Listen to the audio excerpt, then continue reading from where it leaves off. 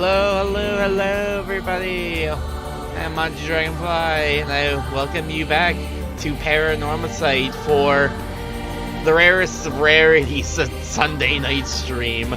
So, due to personal reasons, personal family-related reasons, I'm actually staying over at the streaming location for an extra night. And I've got nothing else going on, so I decided to quickly set up for the next PARANORMASIGHT part because I really want to play more of this. I really want to learn more. I want to play more before another week passes. Plus, it'll be nice to get a bit more in, since I already kind of have a very strong. You know, it's weird.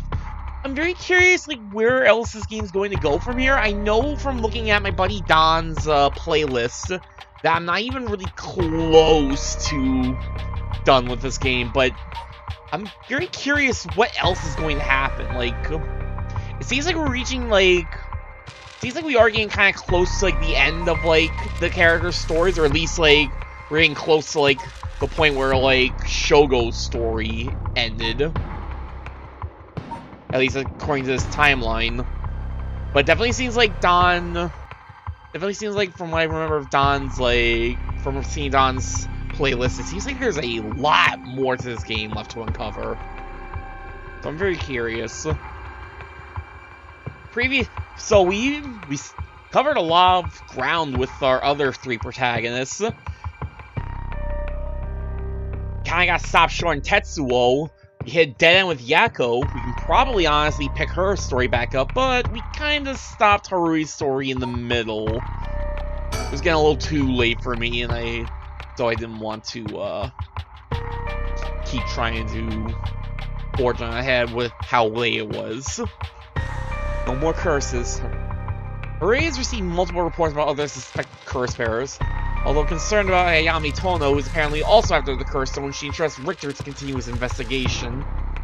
Alright, we met that weird art girl, who I still don't fully trust, I'm gonna be real, but there's a lot of people that...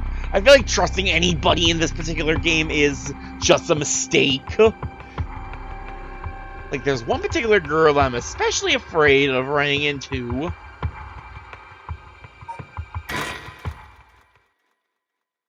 For now, let's continue on. Shigima, 3 a.m.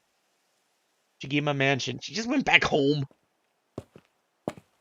How come she's, like, just being so passive on this route, but... when Shogo was in play...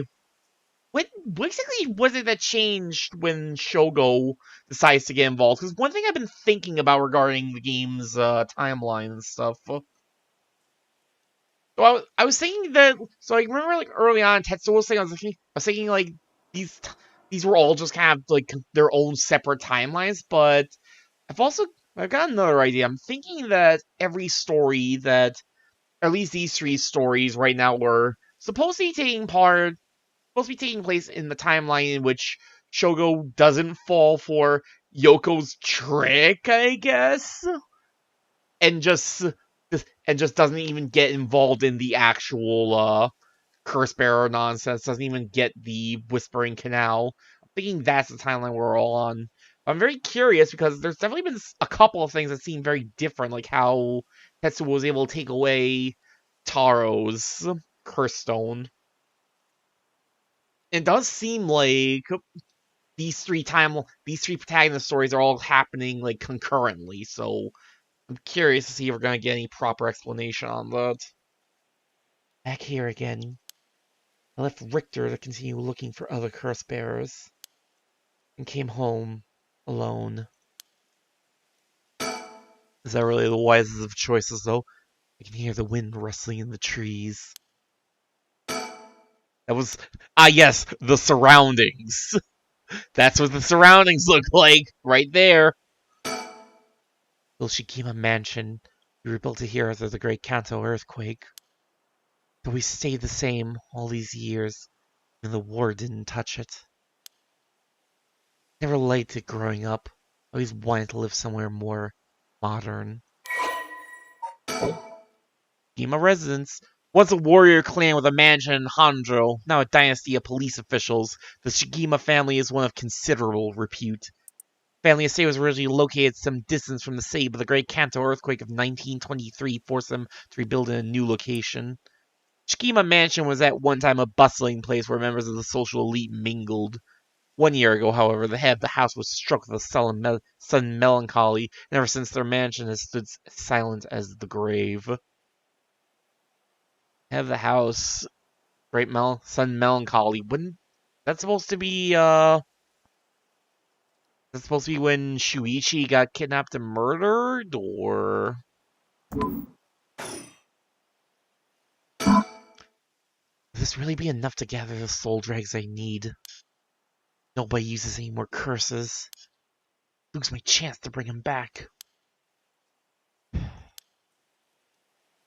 honestly surprised that she's been so passive. She was the one I was expecting to get, like, aggressive out of all the protagonists we've had so far. I didn't even expect Shogo to go, like, whole hog into the whole, like, I gotta kill thing. Mockingbird number 5 discovered. Let me see. Let's see. The Ostracizer! God. I really am curious if the Mockingbirds are only for Harui's story. Or if I just need to look around more with the other 2 or 3 in Shogo's case. I don't know. I feel like if they were gonna have it in Shogo's story, I would have found it, like, at some point. Like, this wouldn't be the first... Like, Harui's story wouldn't be the first time I'm seeing them. I'm wondering where in the world they hide, like, what, 17 more of these things?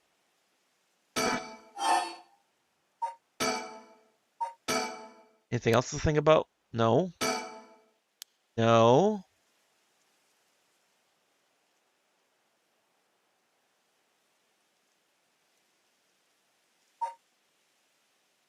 I don't see anything else to... Alright, what's waiting for us in here? Are you kidding me? Harui's wish. Complete the Harui branch of chapter 1. That's stupid. Why was he literally just that? Real? Oh my god, I could have just ended this, like... Also, wait, that's at part 1.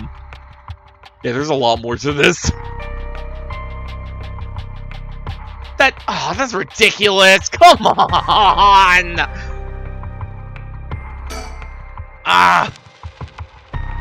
Alright, Yako's story next. One thing, thankfully though, he should...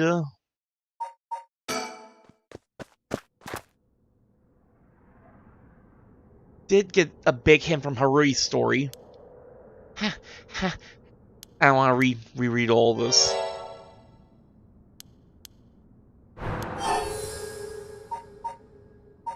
I'm not acting out.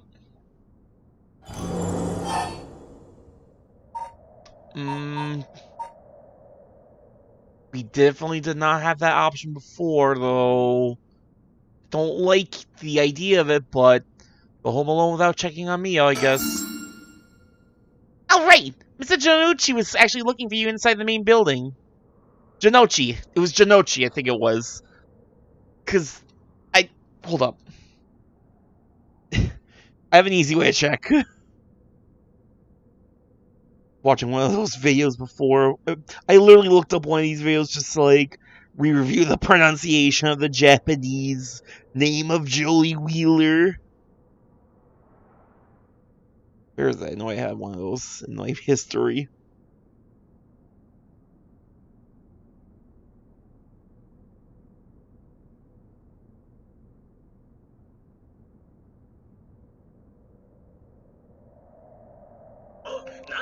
Yeah, it was like Jono.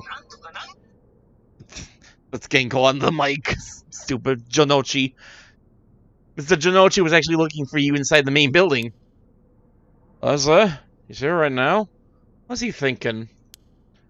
I don't know. He was in class 3B on the second floor just a bit ago.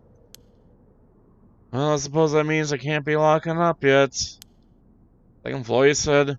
I'll go take a peek. Be back in a jiff. My house is really close by. I'll be fine on my own. Really? That's so? At a snack shop, right? Well, those will be fine then. Be careful now, you hear? Down the big well-lit streets, something happened, shout fire! Okay, you worry too much.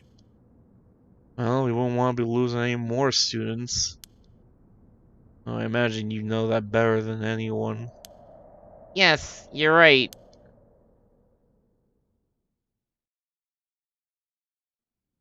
Echo Sakazaki, 2 a.m. Maga High School, front gates.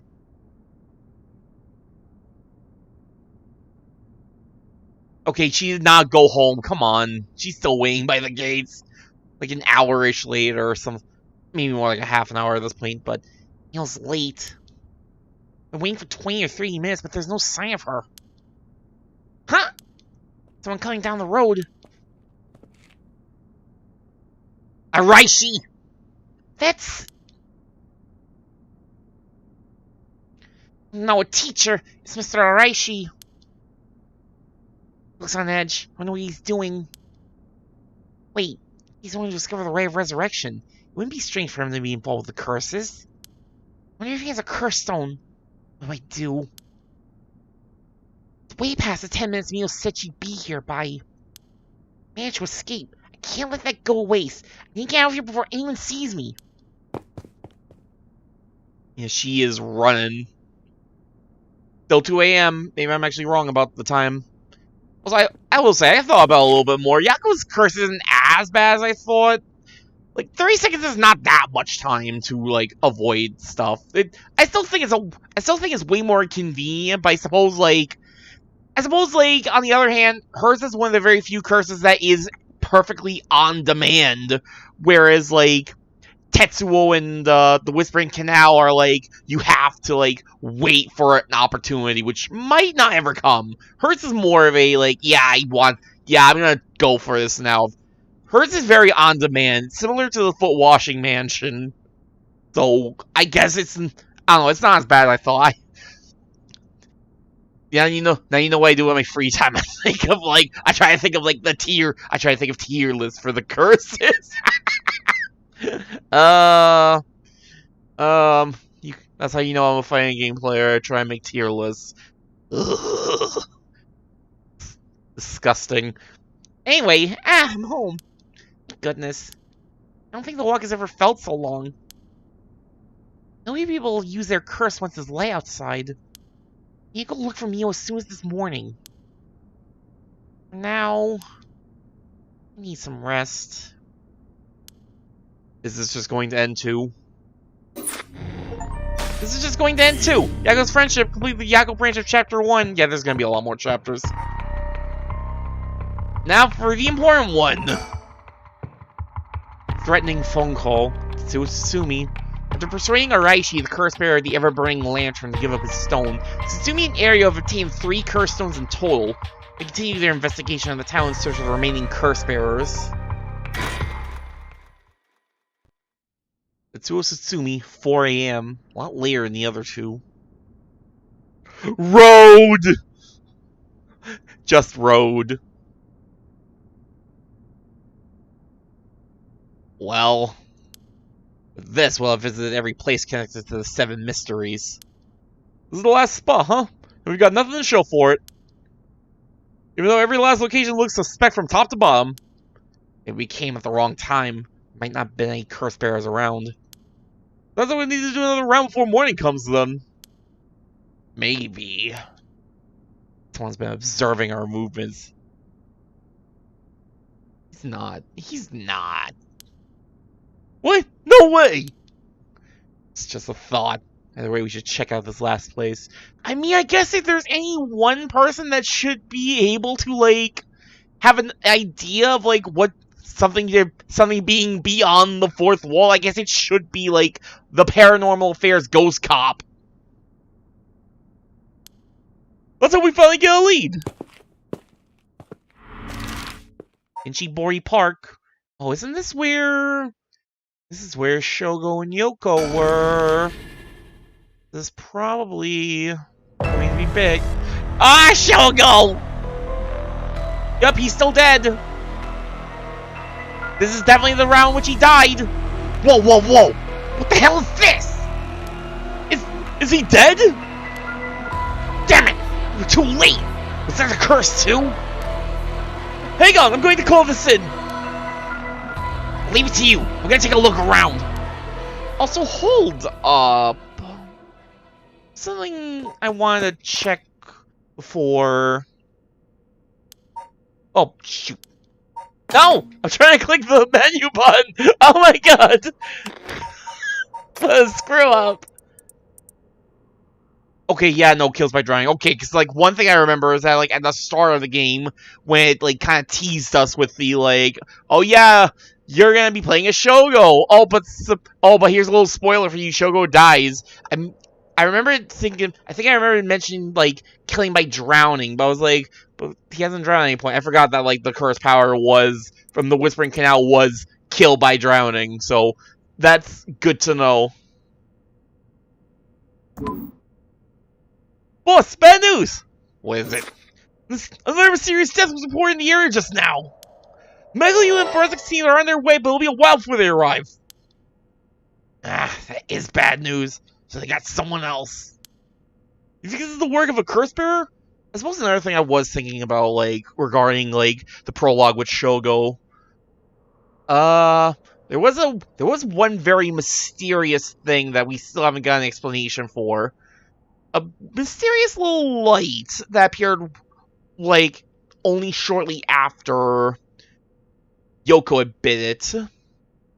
I'm thinking that was supposed to be the Beckoning Light curse, but I'm very curious because there's good evidence to suggest that Takumi Fumioka was not a curse bearer. We certainly didn't see anyone else around, so I'm wondering what that was all about. Is this the work of a curse bearer? Suspicious deaths popping up one after another. We have to assume it is. Shit. Guess we'll be stuck waiting around for a while.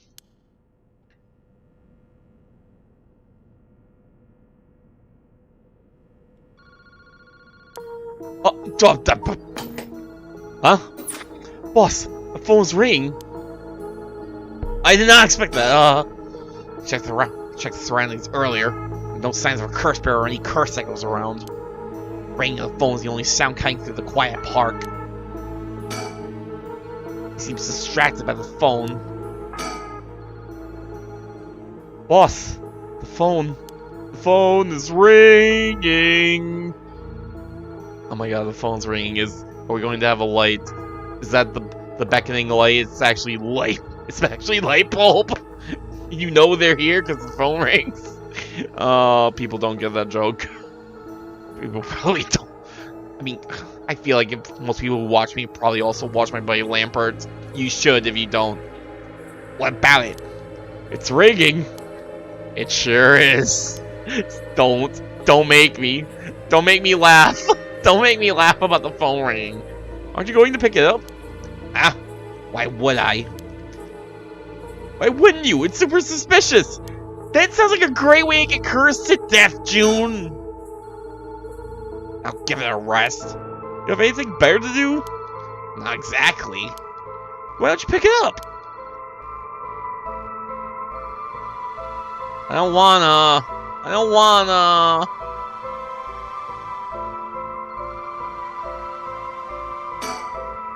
Young man in his 20s killed in cold blood. He's definitely dead, but I can't quite discern the cause from what I've seen. No obvious external wounds, but was that leaking from his mouth? Water?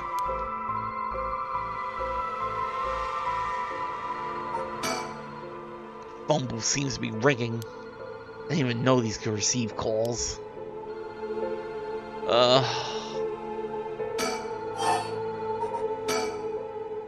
Well, you better go check it out. You're right, but be careful. It could be a curse. Hey, I said we. You expect me to go alone? You're almost tough against this stuff. Don't worry, boss. You can do it. Go on, though. Damn it. God, June. Ugh. Sounds like these. I can't stand you, my guy. Hello? Kinchibori Park phone booth. Are you fucking with me, Susumi? Or are you just too scared to answer the phone? Who is this? What? I finally got him! The real deal! Detective Tetsuo Susumi himself! Wait, that's Chief Inspector Tsutsumi now, isn't it? You've come a long way since we last met. I asked you to identify yourself. Man, have you forgotten already? After all the time we spent together. What time that was? That's where I gave you quite the runaround. Wait, is this Fumichika Najima? What? Did you say Fumichika Najima? It's the one from the Najima murders? What's this all about? Ding, ding, ding! You got it! I had a feeling that the great Chief Tsutsumi would remember me. I spent 20 long years in the South thanks to you. That shit was not easy. You should be thanking me. I should have given you plenty of time to think and atone for your sins. That did! I've repented! My conscience is clean as a whistle! Bullshit! 20 years in prison doesn't even begin to make up for the shit you did! I don't know about that. After all, the justice system was gracious enough to grant me parole. What? This is a real Fumichika Najima. He must still have a grudge against me for arresting him. So is this payback? Damn it! How? What are you even doing here? I was under the impression we were gonna learn that, like, the janitor was Fumichika Najima. I guess we still could, but, like, I'm surprised that, like, didn't really come. I'm surprised that, like, plot point didn't even really come to anything. I'm still assuming the janitor has the one-sided read, but how would you find me? How do you know where I am? What? That's my favorite part! The sound of confusion in your voice. It's to die for. This is delicious. I can't get enough. I'm not telling you shit. Have fun racking your tiny little brain for it. Where's your goal? Now, you gotta understand. I've repented, seen light. I've been a good boy since I was granted parole. I haven't got myself a job. I've been real serious about walking the right path. Well, that's very nice. Keep it up. But it was no good. When the opportunity arose, it was impossible to hold myself back. I knew I had to give you a little token of thanks, so I'd never truly be able to have a fresh start. You get what I'm saying? No thanks. I don't need anything. No need to do all that for me. Let's try to live a quiet life. Oh, it's no hassle. No hassle at all. It'd be all too easy to just kill you, tear you apart. But that wouldn't be very satisfying. Certainly after 20 fucking years of waiting. That's a long time to nurture a grudge. You fucking bet it is! I let it gnaw at me, grow inside of me. I thought of nothing else. All that time I played model prisoner. They're the harassment those asshole guards threw at me. Ugh. Yeah, I bet 60s to 80s prison institution was not a fun time. I did it all for you, Tsutsumi. Please, just accept my deepest and most sincere feelings. Sorry, I'm afraid I don't feel the same way about you. Shut the fuck up! That attitude of yours is why I'm saving you for last! What? I guess I could give you a little hint. Go on. Well, you see, I have the one-sided read. It's gotta be the janitor. Like, we already know.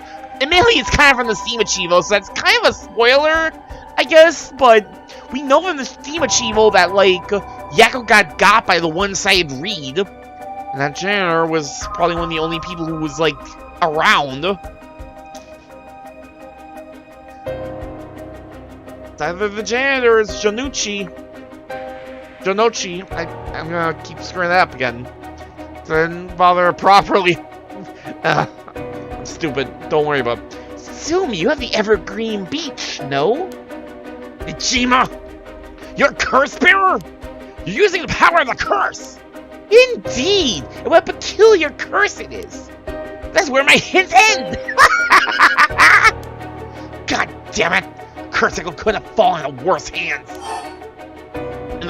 And the one side I read is like one of the few 7 mysteries of Honjo that does sound grisly, even after everything even after the game of telephone they all went through. So, something tells me that's not gonna be a fun one to deal with.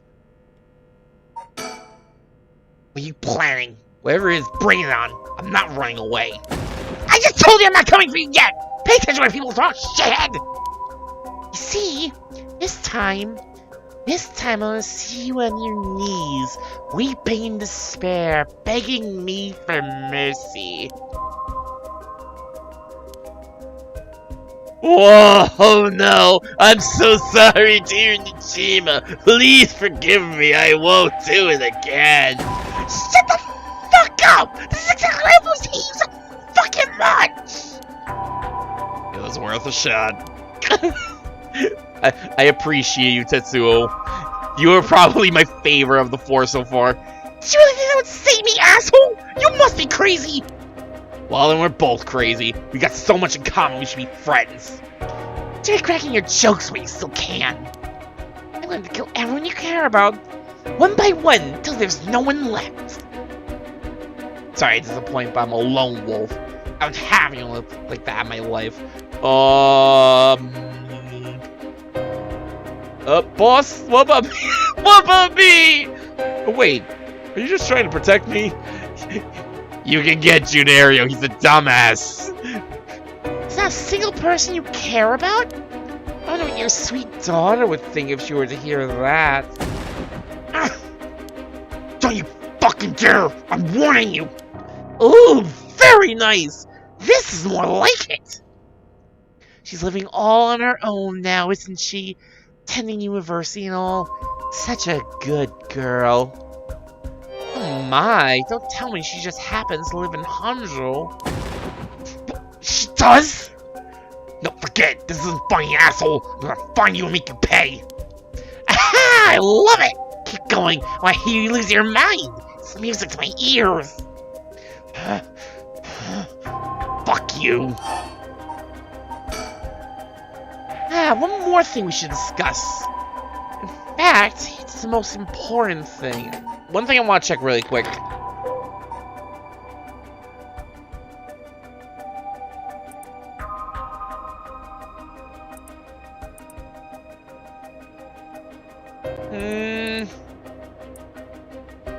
I don't know, like, it doesn't necessarily say. I feel like it was mentioned that Yoko, like, doesn't live in... I'm trying to remember if it mentioned if Yoko lives in Honjo or not, but at the same time, like, she's already gotten her junior college degree, so I guess maybe it's not her. I'm thinking, like, who else could be on here?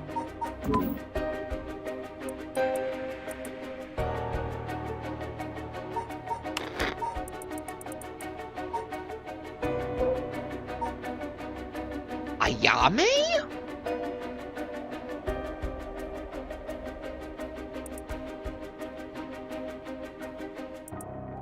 She is a university student. She seems like the type who'd be living on her own.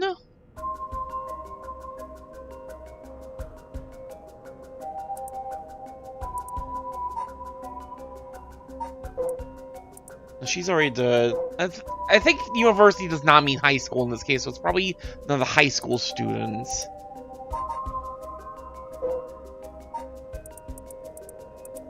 Yeah, no, unless it's just a character we haven't met, my best guess is that if it's not Yoko, then it might actually be Ayame.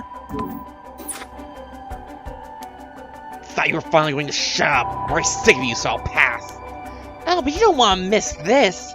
It's the main course. I could just go after your daughter, but something tells me you'd get bored. No, I'm good. You got me real fired up. You're in my head. Well done. This is a gift tailor-made for you. I'm going to kill all the people you swore to protect. Every last person living here. You couldn't. Oh, but with this curse of mine, I can. I'll give you until dusk. Then I could probably get a couple hundred people or so. And will all be your fault. Oh, it must be so hard to know they'll all die because of you. So tragic. It must be tearing you apart. Don't fuck with me. There's no way an amateur leader can pull off a curse that strong. Fortunately for you, I absolutely can. My curse stone is a particularly strong one. Which means I can have my fun without needing to hold back one bit. It's almost like the Feast of Shadows was cast just for me. You're supposed to be well informed about this. What's it that tipped you off? Who knows? Now if I kill myself first, ruin all your fun! What was that, asshole? Idiot! You think you called off just because you were dead? There's no running away for you! I'll find you. I won't let you get away with this, Najima. You've got 12 hours. Do you really think your paltry little organization will be able to make a dent in my plans? Oh, the sacrifices made will be heavy. I can't wait to see you sobbing with regret. You don't even have enough soul drakes to pull the Ray of Resurrection! How splendid! Wait, Najima! You're after... Anyway, see you around. Bye-bye now.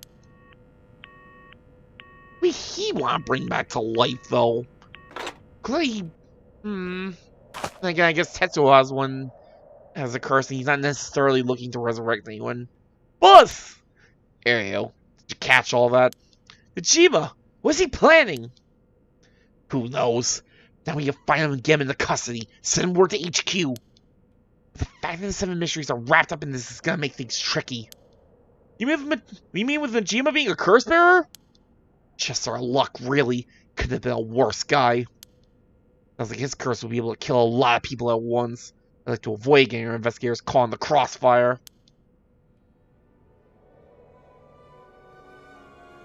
We'll use them to find out where he is, but then we're going in alone. Try to collect as many curse stones as we can before then. Let's hurry. Aye aye, boss!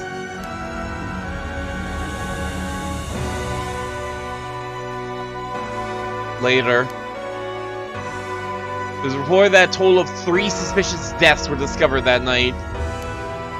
Najima's threats, along with the curses, were kept secret from the general public. However, the Honjo serial killing still made international headlines following the death of police officer Hajime Yoshimi. Oh, I was thinking, like, what 3 suspicious deaths? But I guess, like, Shogo, Hajime, and Hitomi? Then again, I think, no, wait, that one might be chalked up as a suicide, so... At Tsumi's request, a large-scale investigation was launched into Fumichika and Najima's whereabouts. Tsumi and Ario themselves spent the rest of the night looking for curse bearers in the area, but their search ended in vain. And with that, the curtain closed on that cursed night. 12 hours to sunset.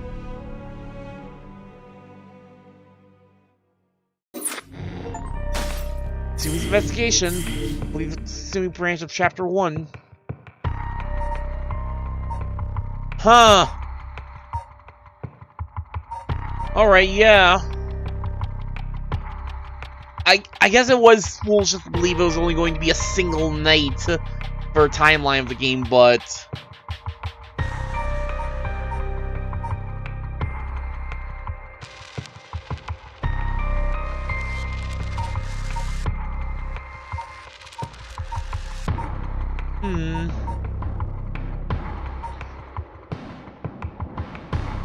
Yeah, Shogo's story is so weird that, like, they start you off with Shogo, like, essentially squaring off against the rest of the curse bearers, and it just... They've gotta follow up on that. They've gotta, like, follow up on that somehow. I don't know. That's gotta be relevant somehow. I'm still very curious about how Shogo died, though. Given the fact that it looks like he was drowned, I would still have... That still makes me think it was the Whispering Canal, so it could have been Yoko, but... Given how else, like... Given how this whole ended...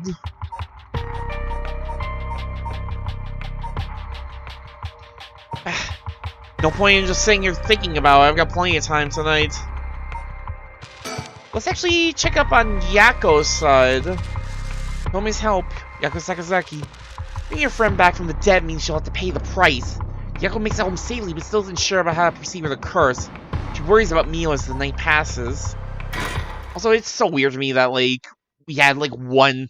That, like, we literally start off with, like, these characters clearly some of these characters really clearly willing to, like, go on the offensive, namely Harui, and in the main story, apparently, she just went home without really even trying to kill, like, the one other person she ran into that wasn't Richter. Oh, good morning, Yakko. Huh? Yakko, rise and shine. Huh? You're up. Huh? Morning? You okay? You remember your name? Duh. Chat, what is our name? Orimichi Shiraishi, Miu Korosuzu, or the Spectre of the Spirit Board. I don't think anyone's... I'll give you a minute, chat. What is our name? Who is she? Yako-saka's nah, that's stupid. That's not her name. That's a dumb name. Yako, what is she, an animaniac?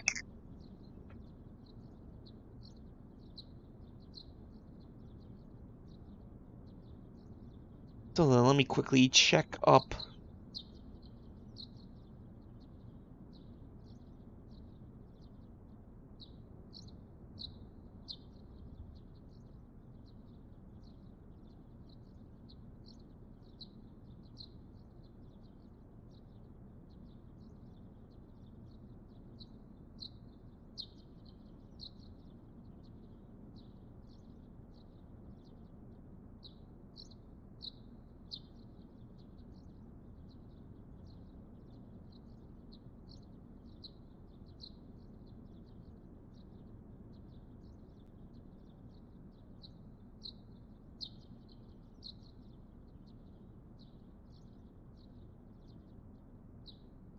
Yeah, no, I don't. Well, duh, I'm the Spectre of the Spirit Board. Yes, I am the Spectre of the Spirit Board.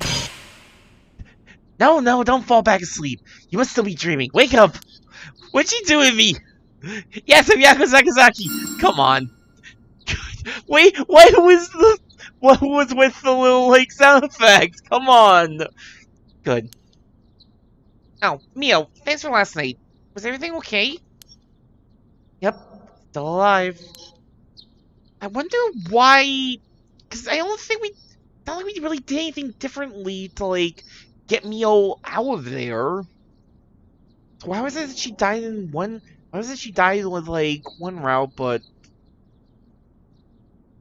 Oh, wait, I think I know. Because in the route where she fails to escape, she lets slip that Mio was there. So janitor dude, like, knew to look for Mio and kill her. No, but it seems like they were being pursued by something. That wasn't janitor dude. No point stopping to think about it. Let's just continue on. I couldn't dispel the curse. I could learn the identity if you used it. Managed to at least get away. And that situation is the best you can hope for. I'm sorry I got you involved in something so dangerous. I meant to look for you as soon as the sun rose, but I was just so sleepy. I can't remember when I fell asleep. That's suspicious. It's okay. It's only natural to be exhausted after what you went through. Besides, I also feel bad you've been wrapped up in all of this. It's supposed to be my job to prevent that from happening. Oh yeah, you said something about that last night. Just who are you exactly, Mio? Oh, well, the truth is, I've been trained in things having to do with the supernatural. Huh? You mean you can learn that kind of stuff while you would with flower arranging? I had quite the eventful childhood. I spoke to a lot of ghosts. Bruce Willis is alright, I guess. Huh, that sounds like it must have been tough. Yeah, so it would take a long time to explain, so let's leave it at that for now. As fate would have it, I've ended up as the apprentice, or maybe more like assistant, to a noble paranormal expert. Schools have always had more paranormal disturbances because young people tend to be more susceptible to these things. sent to schools that may experience something paranormal and put a stop to it before it happens. Wow, that's amazing! So it's like a part-time job you do while also being a student? I don't get to make a lot of friends, Yakko. Well, I do help maintain public order, but it's all part of my training, so I don't get any money. I'm an unpaid intern. It sucks, Yakko. Don't work with the police. Oh, you've had it rough then. But still, that really is amazing. You're so cool when you faced off against the evil spirit. You never know I should be happy when you compliment me like that. But anyways, that's why it's up to me to resolve any paranormal issues at the school. Why I'm going to look into the cause of all this. But for now, let's head to school. Yeah. Oh, do you have your curse zone? Now that it's daytime and its power is diminished, you should be able to hold on to it. Wanna give it a try? Right. I do have it, but... Wait. Yakko, what'd you do? Is it really so wrong? Trying to bring Michio back, I mean?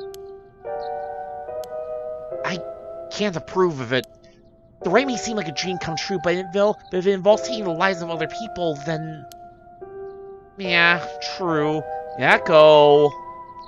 Don't worry about her. She seems like she really does want to use it.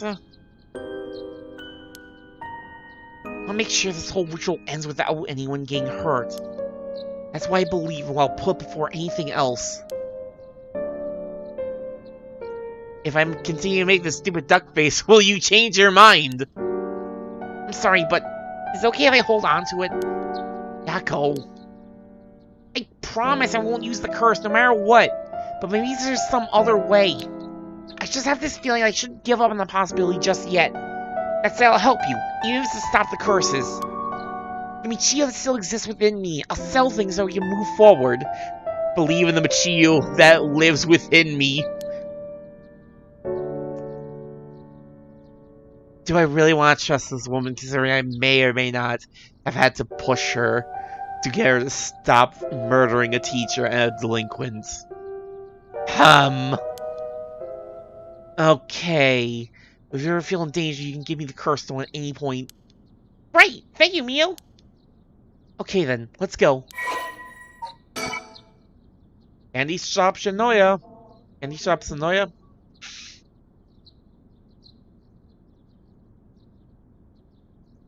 An old-fashioned candy shop located on a street corner in Honjo has been Yakko Sakazaki's family for 3 generations. On the weekends, you can spot Yakko watching over the store, cooking monjayaki? Huh? Playing traditional tops and card games with the local children. Though traditional candy shops are known for selling cheap treats for kids, it's not uncommon to see these largely privately owned businesses become something more like general stores, selling food, drinks, utensils, and other daily necessities. Many families operate candy shops on the dirt ground floor of their home, known as a doma, with a space in the back where customers can eat monjayaki, as well as arcade games and capsule toy machines in the front. Such facilities make them attractive places for children to gather and play. However, the harsh reality is that traditional candy shops, which thrive during the period of high economic growth when many confectionery manufacturers enter the market, are experiencing a steady decline due to the rise of convenience stores and changes in children's interests and tastes. I mean, hey, you'll still get the kids who are like, yo, give it a few more years, you'll get an influx of kids who are like, yo, is that Street Fighter 2? I guess that show that I started watching on Netflix makes sense. The high score girl, where like there's just arcade games by the candy shop. I was curious about that. I was like, is that really a thing?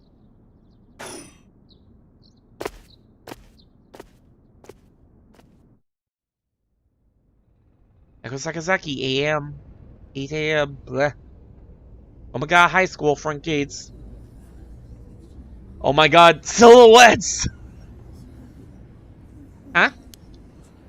I found it unusually noisy. There's a big group of people police in front of the school. Did something happen? If police are here, then something must have. I'll go ask. Thanks.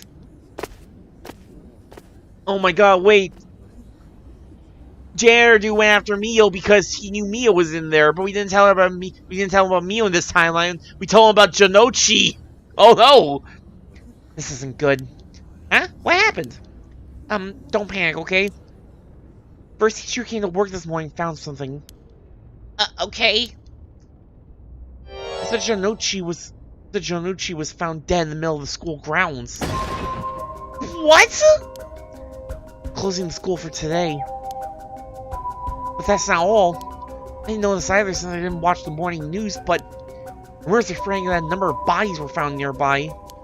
What? There's no way! Why? Could it be because of the curse? We don't know enough to say. When I heard Mr. Janochi's body was in the middle of the grounds. His body was covered in bruises, like he'd fallen from somewhere high. Weird. Taking into account his unnatural death and the timing, it's very likely it has something to do with the curse. You saying someone used a curse on him last night? Seems like it, doesn't it? That's so scary! Yeesh, these curses really do kill people. Someone used it! Shh, keep your voice down, okay? Don't go screaming it for the entire world to hear! They don't know about the curses yet! Normal people must never know. I really do wonder if, like, curses and, like, supernatural phenomena is, like, enough of, like, an occurrence that does happen, that there's literally an entire police department, and there's actual psychics running around. How in the world is there not just a person who's unlocked latent psychic abilities and been like, I have the power to create fire with my bare hands, and made that into, like, a career, or at least a money-making scheme or something? Like, if people do have, like, if psychic powers actually do exist, how is there not someone who's just like, oh, I'm just gonna use this for myself so far? What happened if another curse bearer heard you? Sorry. Kyohei Janochi. I think we've already read most of this, but the alone with he told me a coup in that classroom late at night by Yako and Mio. His deceased body was discovered on the school grounds at dawn. Yeah, I'm pretty sure we read all this. Is literally saying like, yeah, he's dead. He died. Also, I was kind of half expecting him to be like a curse bearer. He's still suspicious as all hell, but maybe we can knock him off a suspect list or curse bearer list. I don't know. Wish we had a little more information, but we've locked up the front gate. Maybe we can sneak in through the back entrance. Wait. Person over there. Tomi? Isn't that Tomi Okuda? You're right. That's unusual. Oh, but she was at the school last night, too. She must know something about Mr. Janochi. Let's see what she has to say. Oh, Mia, wait for me! She's clearly got some importance, considering that she was, like... Considering that, A, she's got, like, an actual face and... She's got an actual face and spray, and B, she was mentioned to be one of, Hajime's projects. Huh. So you're telling me the two of you were the ones at the school last night? Now, since hiding it, then... Plus, I owe you one meal. I'll tell you everything I know. Thank you. She owes you? Oh, yeah. Right after a transfer here, there was a bit of trouble. She gave me one of those, what was it? Oh, exorcisms. Huh? Were you possessed? Huh? So that's what it was. You're not just going to let that completely pass by, are you? Are you serious? She got an exorcism with me in this case. Tell me, were you possessed by some kind of evil spirit? I don't understand it all too well myself. What I can say for sure is... Thanks to Mia, the weird symptoms that were happening to me all went away. Yep, some people are born with a natural sensitivity to the paranormal. They tend to isolate as they struggle to relate to the people around them. They also tend to draw spirits to them naturally. This can cause strange symptoms they don't understand, like headaches, muscle stiffness, and hallucinations. Even memory problems. Memory problems? I don't like that one bit. I'm sure it must have been very hard. So that's how it works, huh? People also have their personality taken over and possessed too? It's possible with spirits who have a very close relationship to their target, like siblings or a parent and child. You almost never hear about people being taken over completely. It's when the two parties are in sync that those negative effects can start to appear. The seances where you see on TV are all bogus? Not quite. There are mediums and diviners who can align their minds with the spirits they call. Though there are people on TV who are just putting on a performance. I mean, you know what? Yeah, I guess that's right. They're probably playing people who are like, yes, I do have spiritual powers. I guess, like, as long as the supernatural powers isn't, like, pyrokinesis or anything crazy like that, then, like, anything can be reasonably like, yes, I have paranormal powers. Good luck figuring out whether they actually have supernatural powers or are complete bogus. Huh. There are people who in life have extremely powerful spirit sense or deep connection with the person. Even they shouldn't be able to completely take over the person they possess. And even if they could, it'd only be enough to pressure them to choose certain behaviors that wouldn't be unusual for them to do on their own to begin with.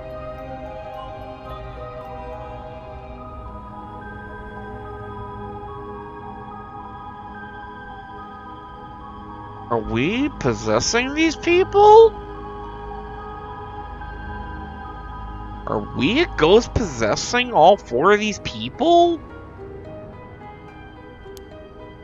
But if that's the case, what would be the connection between all four of these people, though, if that was the case? Wouldn't you not know if you were choosing that behavior of your own will or not?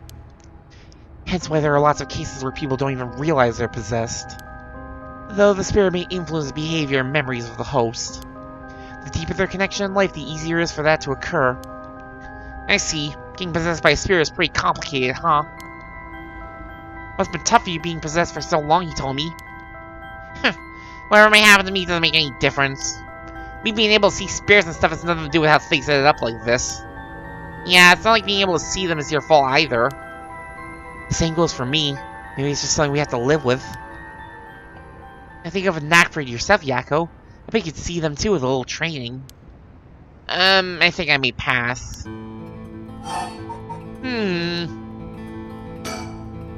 Tell me more about the exorcism, though. That's why you did the job. That's why you do the job you do, huh, Mio? I totally misread. Who was talking there. Whatever. I thought she was a weird when she showed up all of a sudden saying she was gonna exorcise me. If you hadn't said anything, I probably would have knocked your lights out. You trying to perform an exorcism on her without telling her anything? You see, in my experience, most people don't understand no matter how much I explain. They only accept my explanation after they see the results. Huh, I guess that makes sense. Non-consensual exorcism? Anyway, enough about this. Enough about this ridiculousness of exorcism and fake psychics. Tell me about the main plot happening, like Janochi dying. What are we gonna do without Joey Wheeler? I was gonna make Brooklyn Rage comments when we saw him next. Did you hear about Mr. Janochi? Heard about it? I've known about it since last night. I saw that asshole biting the school grounds myself. What? You saw it happen? Tell us about it. What happened exactly? Don't really know myself. It was pitch black. I can tell you. It was almost dawn, probably around 3. He started freaking out all of a sudden, ran out to the ground like something was chasing him, then screamed, "Ah! Somebody help me! Forgive me, Michio! Yeah!" Or something like that while he was running around. Michio? You mentioned Michio? Is there anyone else out on the grounds? It's too dark to see from where I was. For just a second, I think I saw a girl in a school uniform with her hair in braids. Oh? I didn't go out to make sure, so it could have been nothing for all I know. I heard him begging for his life like I was wrong, and I'll do anything! And all of a sudden, his arms and legs snapped. You know, he was just standing there. Arms and legs broke without anything being done to him? Fell over and quit moving, so I thought I'd better get out of there. Then he croaked. That's all I saw. I see. But from what you've told us, it almost sounds like Michio's ghost chased down Mr. Janochi and killed him. Hell if I know anything about that. I'm just telling you what I heard him say.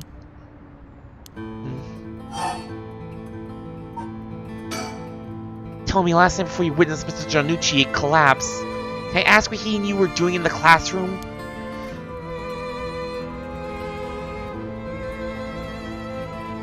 Is there something was he trying to do something he shouldn't have been? You gonna tell the cops? Oh, right, with everything that happened with Mr. Giannucci, I suspect you told him we saw you with him that night. Anytime something happens with someone like me, all those shitty adults start jumping to conclusions. I understand. I won't tell them. You wouldn't have been able to kill him anyway. Yeah, no, we know he probably got... Yeah, no, just from what... Like I've been saying, I think he got by the one-sided read. And I'm pretty sure we know who the one-sided read wielder is, and it's not this girl. If you say so, then I don't mind telling you about it. So last night... The piece of shit Giannucci called me over, acting like he was gonna attack me or something. What? How terrible! Whatever, I'm glad he's dead. Yeah, coming. Calling people worthless and cancer in society when he doesn't know shit about them. The asshole's one always asking. The asshole's one always acting like scummy ass me. Is that so? Did you tell us in more detail why he called you out in the middle of the night? It's hard to explain. Where to start?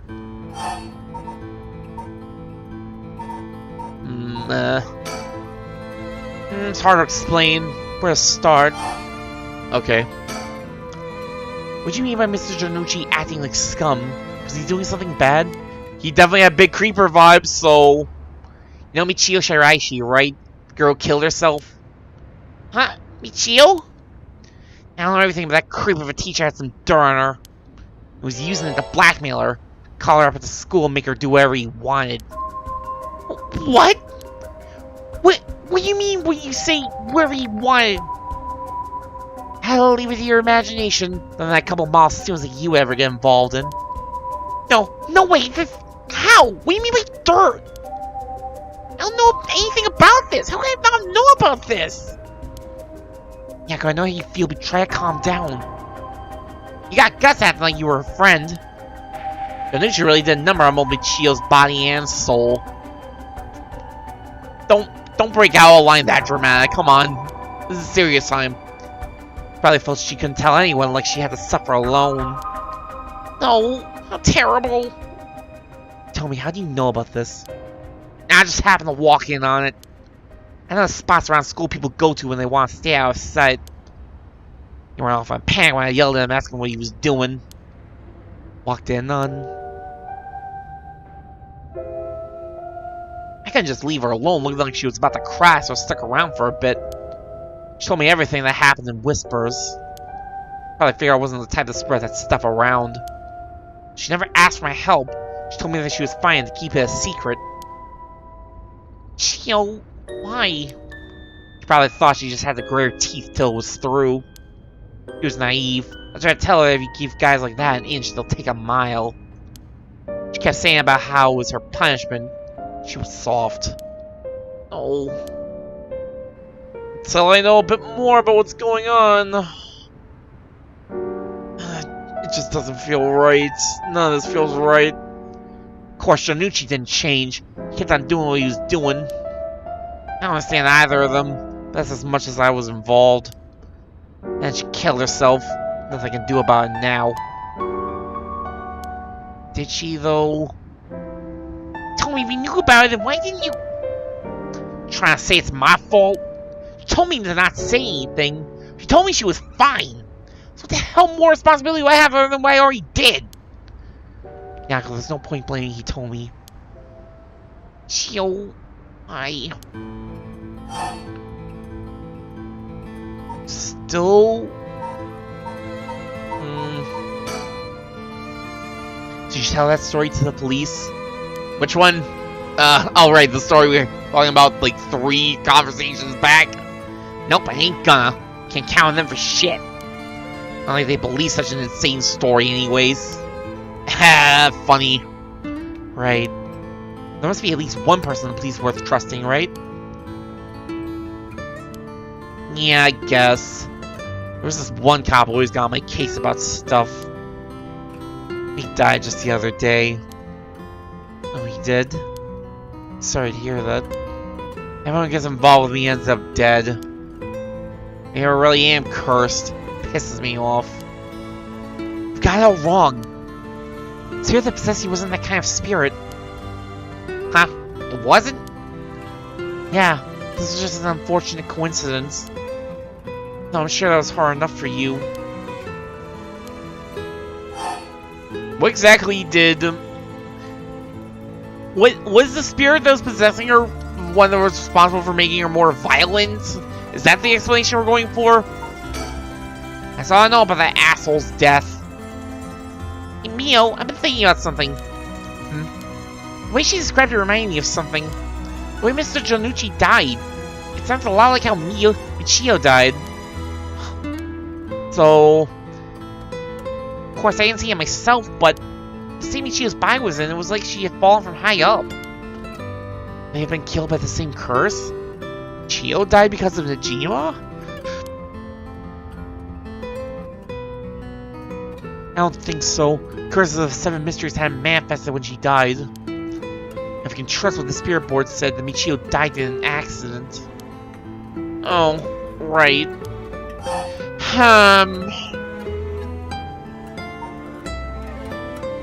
That is something that's been... I don't know, because it really does feel like she and Hajime were both off by curses.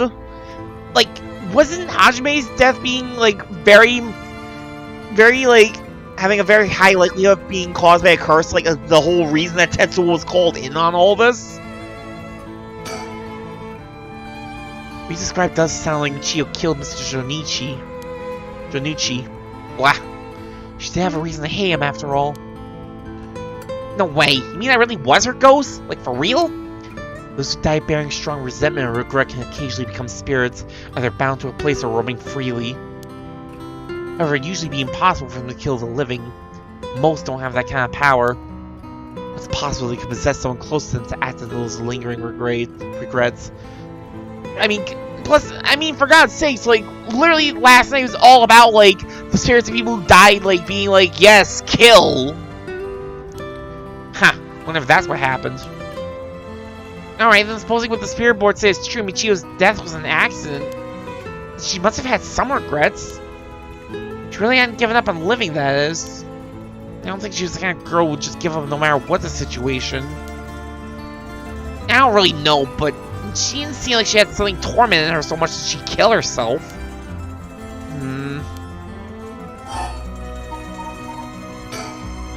And now for the dirt on Michio. Did you hear what this dirt was? Nope, never heard what it was. But from the sound of it, he'd been blackmailing her since about a year ago. A year ago? That would actually line up with what we heard from Jonucci before. I guess that was... Jonucci was the one who mentioned that Michio was the one who was responsible for kidnapping Shuichi. For that long? Dick probably caught her doing something she shouldn't have been. She looked well behaved with this mortal person that meets the eye, you know. There must be some reason. Don't know. Got nothing to do with me. Did Michio get tricked to go along with some heinous crime?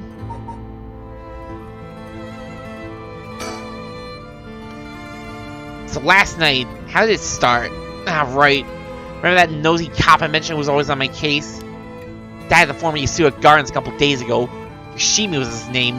He was part of the juvenile division. He didn't look like a cop at all. Real rough guy, but good looking out for folks, so he's the only one I could talk to. Huh, so there was someone like that with the police. Too bad he ended up dying. Oh, another thing. One time he suddenly introduced his fiancée to me. It was hilarious seeing a big guy like that act like a shallow kill all of a sudden.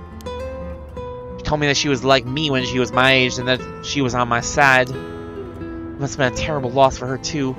Did we hear about the fiancé? I want to know. It sounds like it could be someone important. Yeah, I do feel a little bad for her when I think about how sad she must be. And I saw him at the gardens that night he died. Oh no. Oh? Now I'd get worked up over something. Yoshimi always took me straight to that park. He'd listen to whatever it was I was pissed off about. That day he called me over there like usual. Something seemed off about him. Like he was worried about something.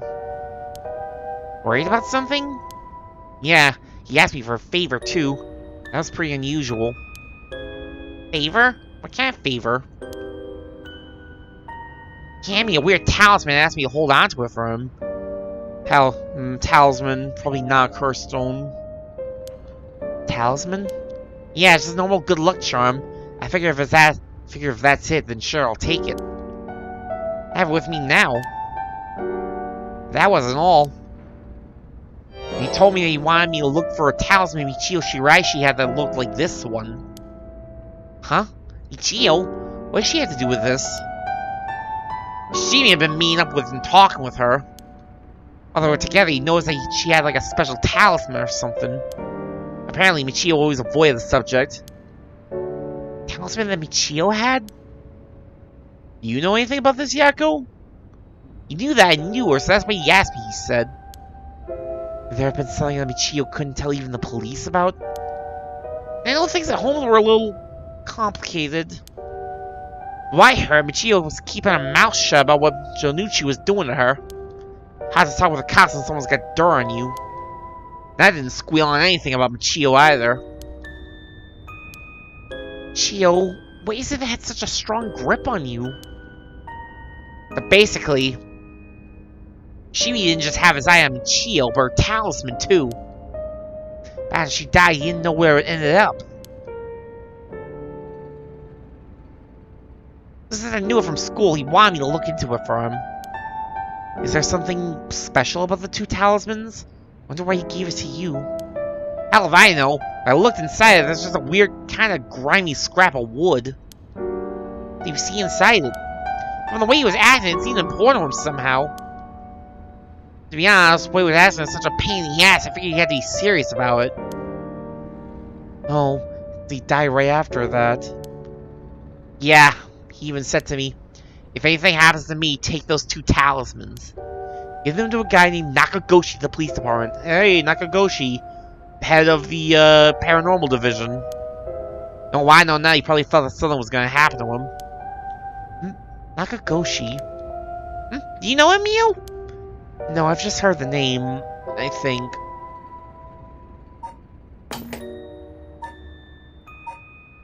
You're...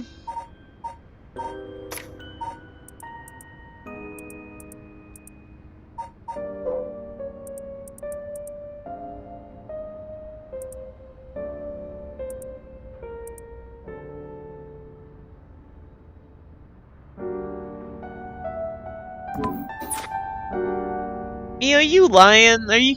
I guess you have good reason to kind of like hide the full extent of the truth, but come on.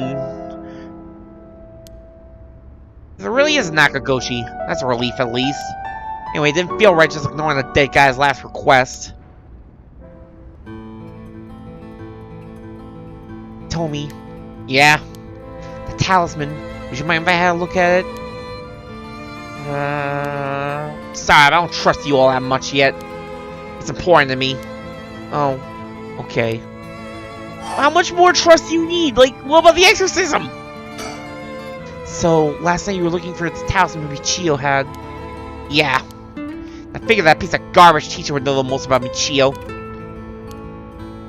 As to yesterday afternoon, you knew anything about her talisman. You gave me some cryptic response like, I can't talk about it now. Come to the school tonight. You can give me the code of the lock on the back entrance. He seemed pretty willing to give it out, so I wouldn't be surprised if he used it for secret meetings before. Yuck. I can only imagine. He really does sound like a creeper. Climbed over the front gate to get in. So yeah, we met up in the classroom in the middle of the night. Nothing he said made any sense. Like that was really Michio and stuff like that. Well, I don't know, but he went on and on about how it was my fault and that if only I hadn't been around or something. He grabbed a hold of me, breathing heavily. Were you okay? Yeah, that's right when you two showed up. I was able to get away while Jonuchi was freaking out. Oh my gosh, good thing you got away. So it's really all thanks to you two that got away. I didn't get any info about the talisman, so the whole thing was sort of a bust. Afterward, I was wondering what you two were up to, so I hid nearby. I saw you and old man Ashimiya talking, and then Mio showed up. Oh, you did? That's also why I saw Jonucci come back outside and bite it. I see. So you're only here to look for Michio's talisman. That's all I know. Happy? I still gotta look for the talisman. Sure, thank you, Tomi. Now, if you do find anything about Michio's talisman, we'll be sure to let you know. Thanks. Oh, can we get your contact info? Where can we normally find you? Right, I'm not home most of the time. Usually I'm at a friend's place. Here's the phone number. We don't even get the phone number. We don't get to know. The audience does not get to know. Thanks. Thanks. We'll call if we need to talk with you. And, what is it? You're easier to talk to than I imagined. I was kind of scared at first, but not anymore. Shut up! You're the one avoiding me! Baka! Anyway, catch you later. Don't die out there, okay? Thanks. We'll be careful.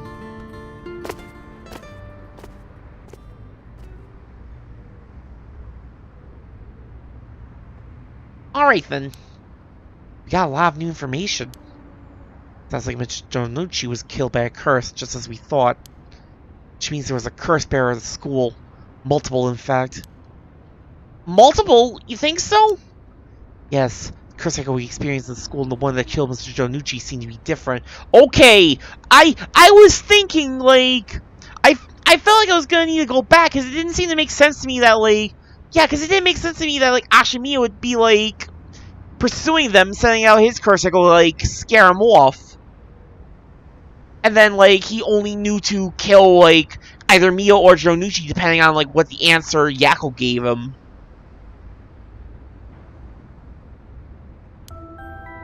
People in the school at the time other than us were... Mr. Jonucci, he told me, an old man Ashimiya who you ran into. I was thinking it would be among them, but there was one more person. He told me he saw a girl in a school uniform with braids. First girl in a school uniform, braids.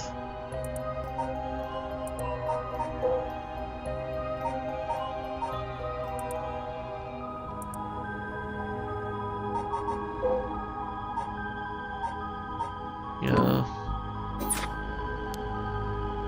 From what he told me he was saying, it doesn't seem like she's one.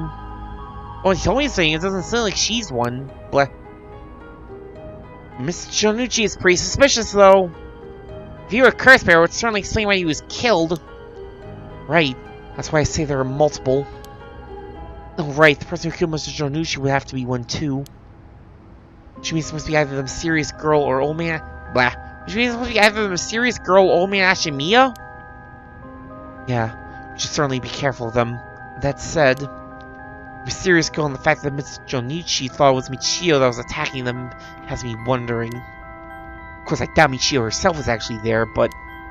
Oh, I just remembered! I also saw Mr. Araishi outside the main gate last night. You did?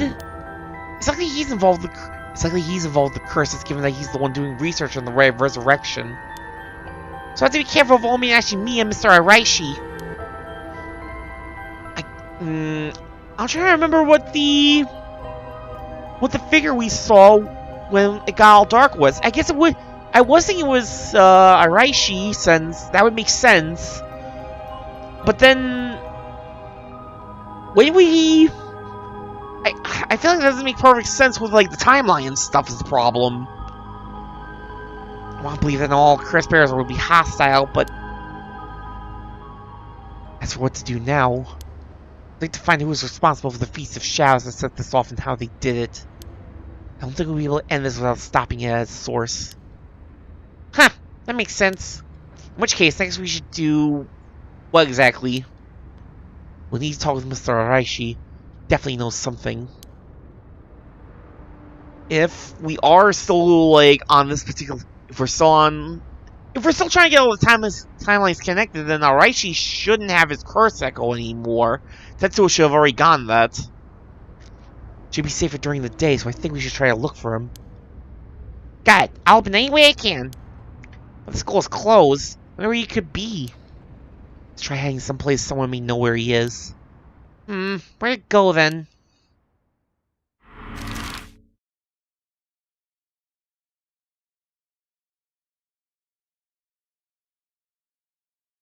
Oh, we have full...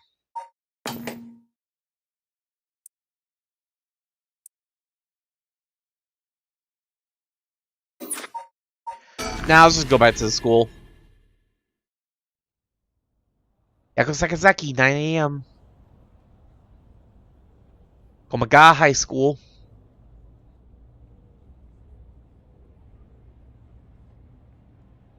And so, Yukoro Suzu and Yako Sakazaki decide on their next location to investigate. What?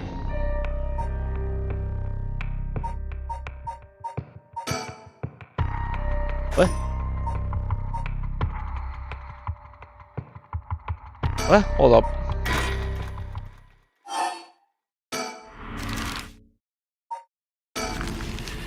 Let's just try all of the locations. Ryogoku Bridge.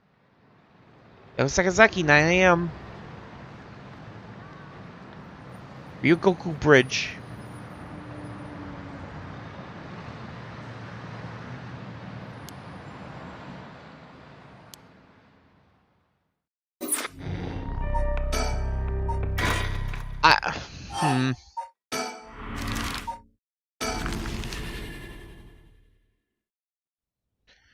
I just want to see if it's just going to do the same thing for all the locations, or if one of these is going to be different.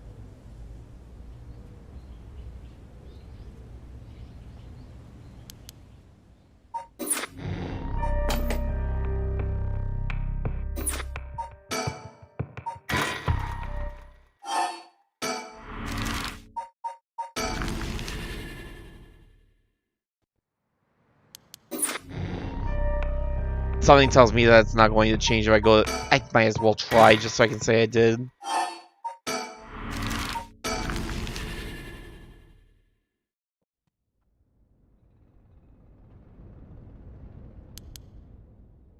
Okay, yeah, no, this feels like, hey, you need to, you need more clues.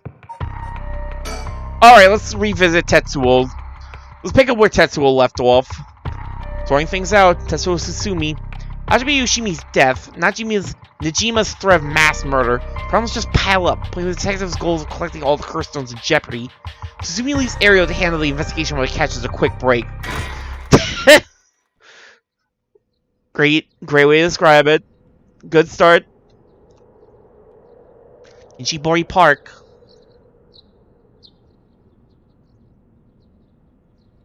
Sorry for the wait, boss! I managed to gather some information. Took you long enough. Well, we got ourselves quite the mess. Strange deaths popping up all over the place that may or may not have something to do with the curses. We'll see you keep looking into Yoshimi and Najima. And then we better start following up on the few leads we've got. Guess I better see what Ario's found out.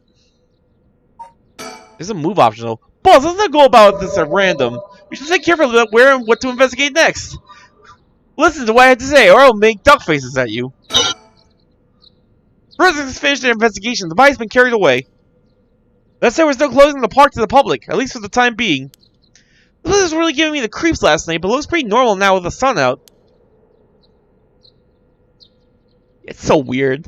Like, we saw with the entire game up until now, in the dead of night. So it's weird being like, yeah, it's 8 a.m. now. Oh shoot. Oh shoot. Hold up. That was... Mess... Accidentally took something from, my OBS because I have that, on my extra monitor. Unfortunately, this is not one of those games where cursor stays trapped in a particular... the window. Really? Really, game? Been up all night gathering information. Must be nice to be young and have that kind of energy, but I'm glad I have him on my side. Give me a chance to rest up. Things at the station were pretty hectic, but I managed to get some info. Let me fill you in. Thanks. The floor is yours. Well, let's start with the most relevant one, or the one that certainly would be the most interesting given last night. HQ has mobilized a search unit for Najima. So far, we haven't received any word. Guessing wasn't at home or at work. About that, apparently he vacated his last known address a week ago. You serious? You have no idea where he lives? It gets worse. I checked in with the factory he was working at. Wait, he was working at a factory? Told me he was only there for a month before he quit. Oh, wow. Good keeping up with them, huh? Hold on a second. You're telling me nobody caught that? Well, I had the same thoughts. I spoke to his probation officer. Says that he'd been doing house visits and interviews, but never bothered checking on his workplace. Oh my god, fire that guy. It looks like he lost track of Najima when he moved to a new place. Jeez, that's just sloppy. I've heard that giving parole is just about anyone these days because they're running out of room in the prisons. Oh, yeah. I think that's still like a very serious problem even nowadays, like overcrowding a prison. I thought that was an American thing. Is that happening in Japan too? So this means there aren't enough probation officers to go around. Dude's probably overworked. Then Najima get the fuck about unsupervised. God damn it! The assholes are not only good at faking remorse or insanity, whatever the situation calls for. Back when I arrested him all those years ago, just talking to him left a bad taste in my mouth. He's probably hiding under a false name, which will make it hard to track him down. It's so weird to me that, like, a big part of, like, this story is, like, Fumichika Najima, where could he be? We don't know where he is. He's probably got a false ID, but we don't know. When the game itself literally, like, the game itself literally had to basically spell it out for you to progress the game. Like, they literally had to spell out, like, yeah, Fumichika Najima is probably Ashimiya. They literally had to spell it out so you can actually progress Yako's story. Like, it's so weird that they're, like, kind of treating, I guess, like, it's dramatic irony. But still. That's like why he so brazenly made contact. That asshole, he's mocking us. Well, for now, the paperwork to circulate his name and mugshot is being filed. It's gonna take way too long. We only have until dusk. Do we even have, like... Does his name and mugshot even matter, though? Like, I thought they made a big deal about how, like... Yeah, particularly vicious crime. Particularly, like... Blah, blah, blah, blah, blah. I know words. They made a point to mention that, like, particularly, like, notorious criminals literally get, like, a new identity in order to, so they can, like, actually get a job. So they can, like, you know, get a job and not have people be like, oh, aren't you, like, a serial killer? I thought you were in life in prison. Given what we know about, given Ashimiya, yeah, he got some crazy plastic surgery for the 80s. Actually, I don't know how crazy plastic surgery in the 80s was. I don't feel like looking that up. Speaking of Najima, yeah. Did you manage to reach your daughter? We best put her in protective custody as soon as possible. Not yet. I can't reach her. I called, but she's not picking up. Wasn't home when they went to the house either. That's not good. Does that mean she never came home? And why weren't you the one trying to reach her? Shut up. I don't have her contact info, alright. Damn, she really doesn't trust you, huh? Either way, I told her mother that was an emergency and that we'd send an officer to find her and get her to safety. Can we at least get a name on your daughter? I'm very curious. She was real reluctant, but I got her to agree. I guess that explains why you got divorced. But if you or former father can't find her, how the hell did Najima do it? Former, eh? That cuts deep. Yikes, sorry. I just kinda slipped out. Anyway, I suspect that has something to do with this curse echo. Back on topic already, huh? He says curse could kill a lot of people in a short time. May even allow him to act from a distance. I see. The one-sided read. What was that story about again? It's like about a man stalking a woman who goes insane and chops her up. Ah, right. One of the more gruesome of the 7 mysteries. Given that, oh, yeah, like I said, given that all the 7 mysteries, given that the seemingly, like, mundane 7 mysteries turned out to have a pretty gruesome tale behind it, I don't want to imagine just how bad the one-sided read actually is, considering that it's still pretty, like, considering that's still pretty gruesome even now. That's when Gina's whereabouts, what we can do is throw more people at it until we find something. I'll check in with HQ frequently, see if they got any updates. Talk about Hajime. I asked around to Mia's Community Safety Bureau where Yoshimi was stationed. It seems like he was investigating the apparent suicide of a girl named Michio Shiraishi. Yeah, I heard about that. He was trying to determine whether it was really a suicide, looking into the height of the building, the force of the impact, her wounds, all that.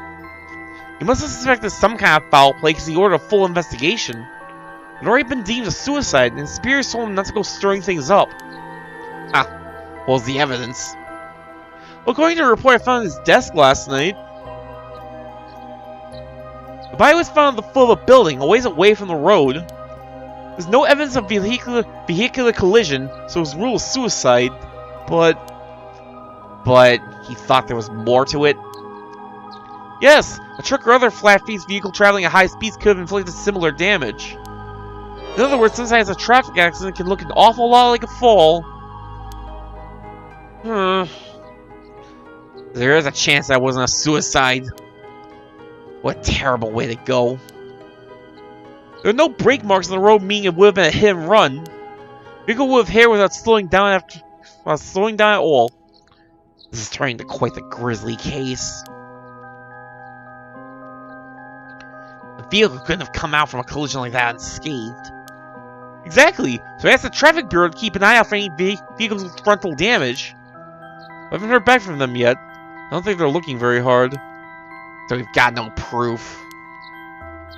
That said, it was a traffic accident rather than a suicide. It's possible that someone silenced Yoshimi because he was on the verge of discovering the truth.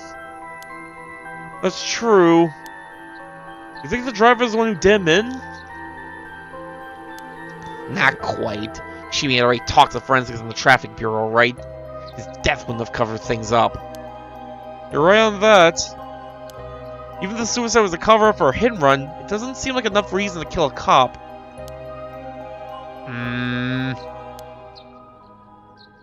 Oh, that's right. Unrelated, but I got something else, too. I managed to get a hold of Michio Shiraishi's address. Jimmy went there a bunch over the course of investigation. Might be a good idea for us to drop by that, too. Good thinking. Hopefully that'll give us some more leads. Alright, let's move on to the next topic. I want to stay on this one, though.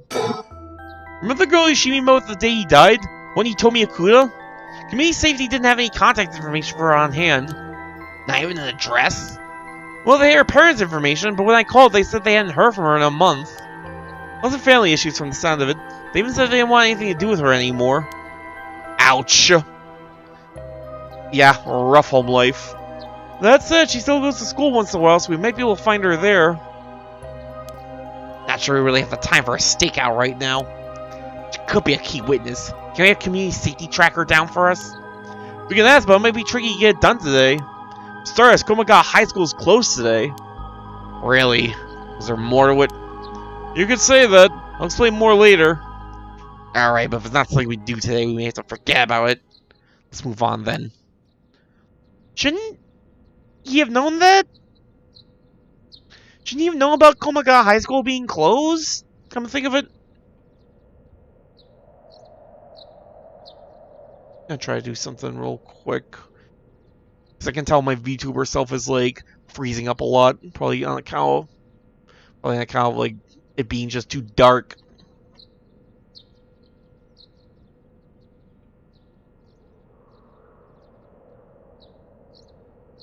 Yeah, no, I tried shining my iPhone flashlight, see if it like lights up the area a little bit more for the camera, but I don't think it's working. Kind of heavily considering just kind of killing the VTuber and like going back to PNG. It's gonna like keep freezing up like that.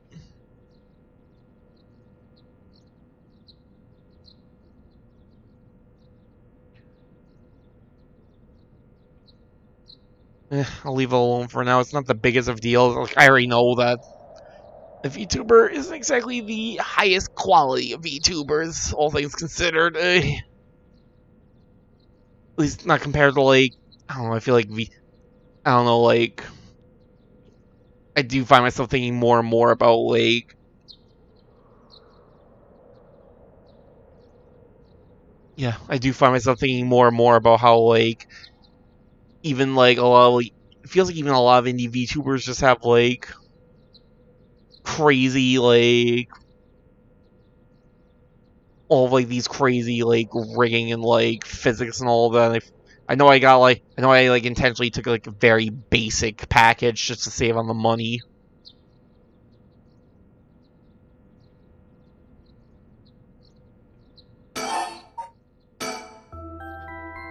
I got some information about Yoshimi's fiancée from Community Safety. Her name is Mayu Chizawa, 27 years old. She works as a beautician in the area. Alright. Mayu Chizawa. We're finally getting a bit more about the fiancée we've been hearing a little bit about. Look, you even managed to get a picture of her. She sure is a beauty. But, can we get the picture? Oh boy, here it comes. But what? Community Safety hasn't been able to contact her since Yoshimi died. Not by phone or at her house. In other words, no response. Dead silence. There it is. Can't things just be easy for once? Let me see it. Oh, that's the woman. That's the last woman who was on the cover of the thumbnail. Yeah, the cover of the game, or the image I've been using for the thumbnail. I was wondering for a little bit, like, that's like the one woman we still have not seen in any way, shape, or form in the game. So, alright. Mayu Chizawa. Mayu's beautician, the fiancé of Hajime Yoshimi, a police officer with the Sumiya Police Department. Mayu's current whereabouts remain unknown. It's definitely starting to look suspect. Crime of passion, perhaps? Huh? It is fairly common for people to be killed by a lover or a spouse. Yoshimi is well liked, and they've been together for over 10 years. You never know. Things could be different behind closed doors. I guess so. You really think, given everything that's going on, you really think, like, all this suspicious stuff that's been going on, Hajime Yoshimi just died of, like, a lover's quarrel? We'll have to consider the opposite scenario, too. Could be that the same person who was out for Yoshimi is after his fiancée as well. She could be in danger. You're right. Either way, she's important to the case. Ishi already has people looking for her. We'll know as soon as she's found. Let's talk about those killings. A total of 3 mysterious deaths were confirmed in the area, including the one in this park. So let's start with that one. The young man we found here. It's been identified as Shogo Okie, 25 years old, a real old office worker who worked around here. He died of asphyxiation due to water in the lungs. He drowned. Drowned? In the middle of the park? That's not possible. It's gotta be a curse we're dealing with here. About that, boss, isn't this park associated with one of those 7 mysteries too? Yeah, the Whispering Canal. That's right, the Whispering Canal. And yeah, it's weird. Like, this game, when we played through Shogo's part, it seemed like he sent Yoko away. Did she really just come back to kill him? Like, God, I'm worried. I really do think it was Yoko. So it really does just make the fact that he somehow bounced the Whispering Canal, like, the first time, all the more suspicious. It does seem like there'd be a link between the canal and death by drowning, don't you think? Sharp thinking, Ario. Starting to get the hang of this. Let's assume they're related. What's next? Before that, the body of a woman was found behind a residential complex in Kamizawa. Victims have been identified as Tawako Hayashi, 29 years old. She was an office worker who lived on her own in the area. As for the cause of death, well, yes. The entirety of her body was crushed by some kind of strong external force. No murder was discovered in the area, but considering the way she was found, we're looking for something large, flat, and heavy that would have crushed her in one fell swoop. Hang on, you saying she was stepped on? Wow. Okay, when you put it like that, I guess when you put it like that, then it was the foot washing mansion. Exactly. Crushing is the foot washing mansion's modus operandi. The place the body was discovered is also known to be related to the 7 mysteries. And this is Namagaki's doing. Shit, I knew he used it. Yeah, you did know you used it. You literally, like, say as much. You literally knew about the soul dregs in there. Judging by now, soul dregs, the victim was just a regular person, not a curse bearer. As we report this to Paranormal Affairs. Good. And that's for the third victim. Probably the one... But wait a minute. So... Wait. So... We got Shogo, who probably died from the Whispering Canal. Probably Yoko, all things considered. We have this Tawako woman who was killed by the Foot Washing Mansion. And now we got Kohei, who was killed by the one-sided reed. But we also know that Raishi definitely killed someone with his own curse. The ever-burning lantern. We didn't find that? Because, like, he tried to lie to us, saying, like, I didn't kill anyone. And I think, like, again, like, Tsusumi mentioned that, like, you could tell there's a few soul dregs in there. Probably could tell he was lying just from, like, the curse stone of his. He was identified as Koi Jonuchi, 32, a teacher at Komagata High. He was found in the school's courtyard. Cause of death appears to be external trauma from a fall or heavy blow. The impact crushed his arms and legs. As he was found in the middle of the courtyard, he couldn't have fallen from the gymnasium of the main building. A teacher dying at school. Not just a school. Komagata House is one of the 7 mysteries.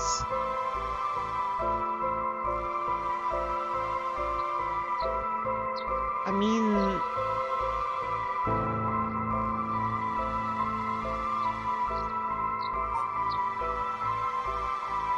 But the thing is, Komagata High House, it was the fool's possession, wasn't it? Yeah. But we know that's not the right one that killed him, though. Right! It's where the fool's possession is supposed to be. It's too big of a coincidence. Can't rule out the possibility this death was also the work of a curse. Ah, so that's why the school's closed. That's right! I see. Either way, it seems all 3 victims can be tied to the 7 mysteries. Probably a curse bearer at the center of it while pulling the strings. Got point. All these strange deaths do point in one direction. That's right. And Hajime's case wasn't all that different either. He also died of mysterious causes in a place connected to the 7 mysteries. Problem is that the timing doesn't match up. He died before the curse... Wait, problem is that the timing doesn't match up. He died before the curses were activated. Have you been hit by a different curse? One that didn't have anything to do with the 7 mysteries? That's a thought, but... If that were the case, we'd be dealing with a powerful practitioner. We could pull off a curse like that without using a curse stone. Aren't many people in this day and age who could do something like that. Oh, really? I see. I don't know too much about that stuff. I'd be more surprised if he did.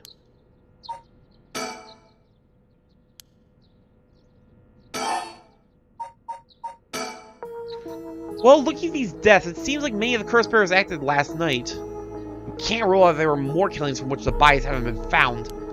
Yikes, I hadn't thought of that! But there is one silver lining. Judging by my own curse stone, it seems that the curses can't be activated while the sun's out. Oh, that's great news! So basically we're safe during the daytime? Exactly. It's also like why Najima gave us until dusk. Oh, I must have known the curse stones couldn't be used during the day. Either way, we got till nightfall to sell this. Time we flush out the other curse bearers. Aye aye, boss! Let's do this! Speaking of which, at the moment we only know the identity of 4 curse bearers, you included. Tarano Megaki of the Foot Washing Mansion, and Hideki Araishi had the ever-burning lantern. We've got both of their curse stones. And then there's Najima, who claims he has the one-sided reed. Yeah, that about sums it up. Oh hey, we're actually doing Notes on Known Curse Bearers. Okay, cool, because I did this before. On my own. Ironically, we actually have a slight... Yeah, Fool's Possession is Yako. We still have not found anyone... We still have not found the Beckoning Light or the title of Sugaru. We know from the playable characters, Yako has the Fool's Possession, Harui has the Haunting Clappers, Tetsuo has the Evergreen Beach, and then he confiscated the Foot Washing Mansion Ever-Burning Lantern. The only thing is, there's one that I'm pretty sure we can work out the answer to.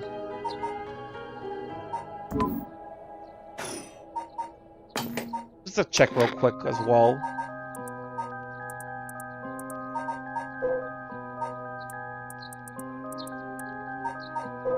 It's so strange to me that like it specifically mentions that Utaro's foot washing mansion was abandoned, but Hideki's ever-burning lantern was not. We figure out who the remaining 5 are quick. I should go about looking for them. No point searching blindly without a lead. Let's focus on other things for now. Tracking down Shima may lead us to the other curse bearers too. Either way, he should be our top priority. He can do some real damage if we don't get him. I also want to look a little more into Yoshimi. I got a feeling there's some connection there.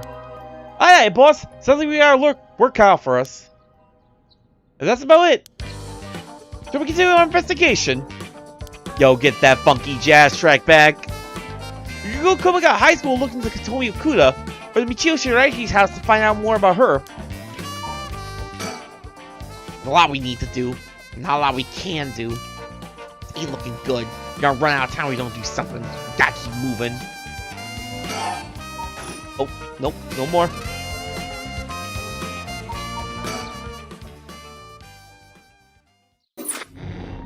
Oh? Hey, we can follow back up with, Harui. I don't know what precisely we can do with about Yako's story right now, though. Let's just stay with Tetsuo for now. Fancy sushi! Yo, fancy sushi. I'm not much of a sushi guy, but with dusk fast approaching, they have no time to waste. With that in mind, assuming the area direct their investigation towards Komaga High School and the Shiraichi residence.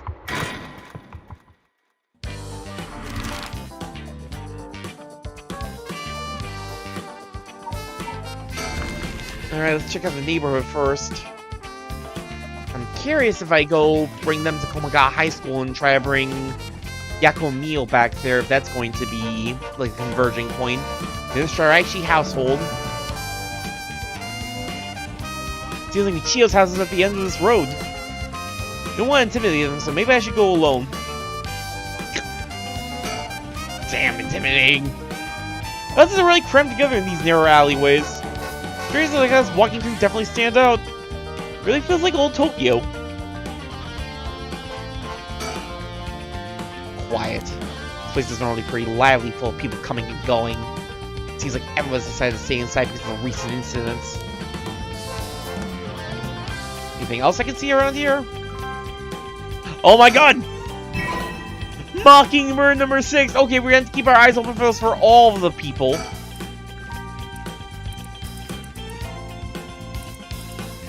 Illegal Eagle! The evil counterpart to Legal Eagle. Oh! The Shiraichi household. There's a chance that Michio didn't actually kill her, so maybe for the best that we didn't find her parents.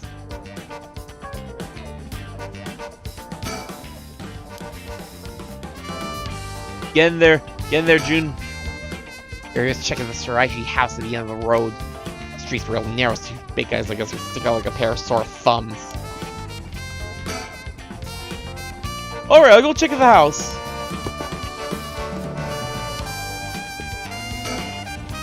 There's off checking the Shiraichi household. I'll just wait till he gets back.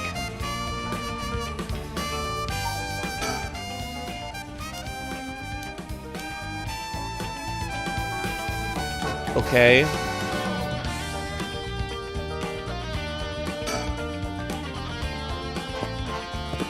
Oh. What, they just have to wait here for him? Really? Oh, you're back. Oh, look, boss. No one home? Doesn't look like it. I knocked for a while, but nobody came to the door. I glanced in the windows, but there's no sign of activity inside either. I saw about 3 newspapers stuffed into their mailbox. Huh. Ariel looks kind of disappointed.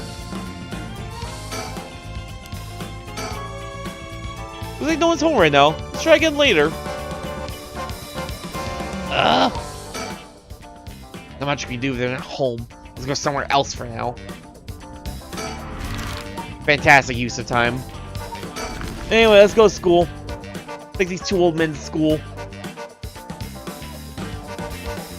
Well, one old and one grown man. Whatever. I mean, I guess it's two. You know what I mean.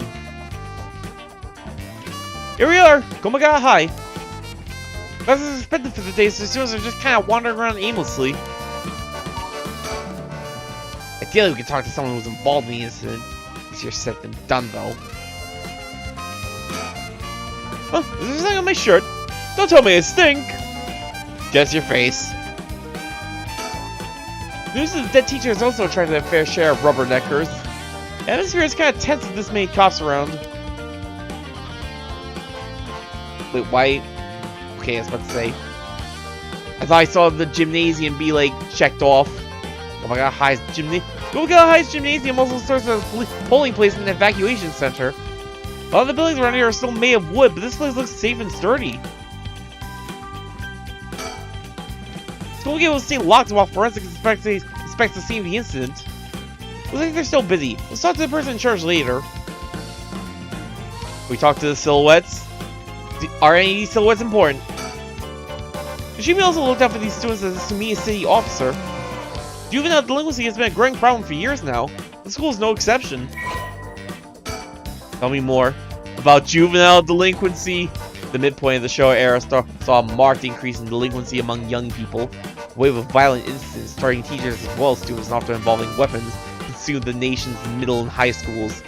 Bozuzoku motorcycle gangs also enjoyed their heyday around this time. Japanese arrest rates reached a historical peak during this period, and Pompadour, the Yankees, and female Sukeban delinquents became a common sight on the streets. Ah, yo, the Yankees and the Sukeban. This youth rebellion is often framed as a reaction to the universal education policy and the pressure of highly competitive entrance exams. These causes are likely manifold, extending far beyond the deficiencies of the education system. Don't underestimate the deficiencies of the education system's effect on young people, though.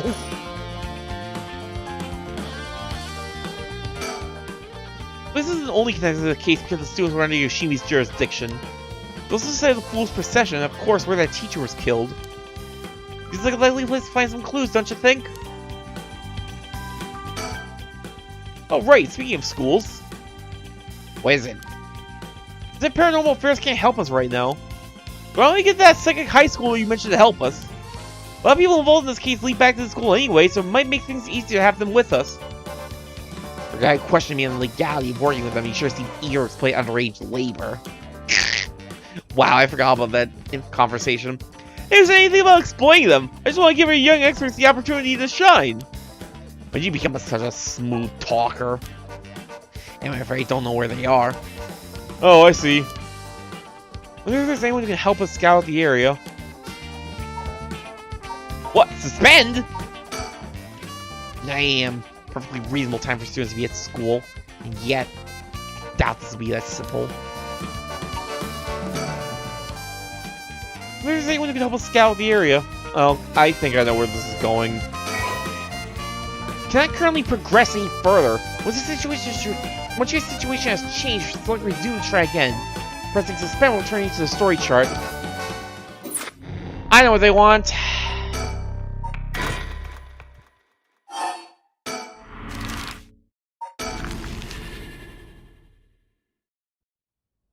Give it to me. Give it to me. Give it to me. I know this is what you want, game.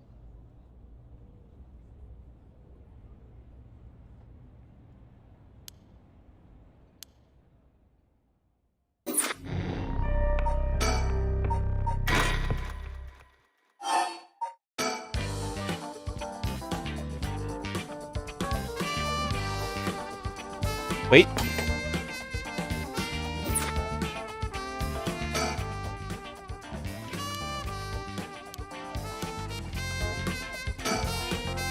Ha! Sex! What? What is it? You want to talk to those girls? Yeah, I do. This is divine intervention. You're brought here for a reason. Come on, Ariel. Oh, I think it's the other way around, my guy, but... Huh? What?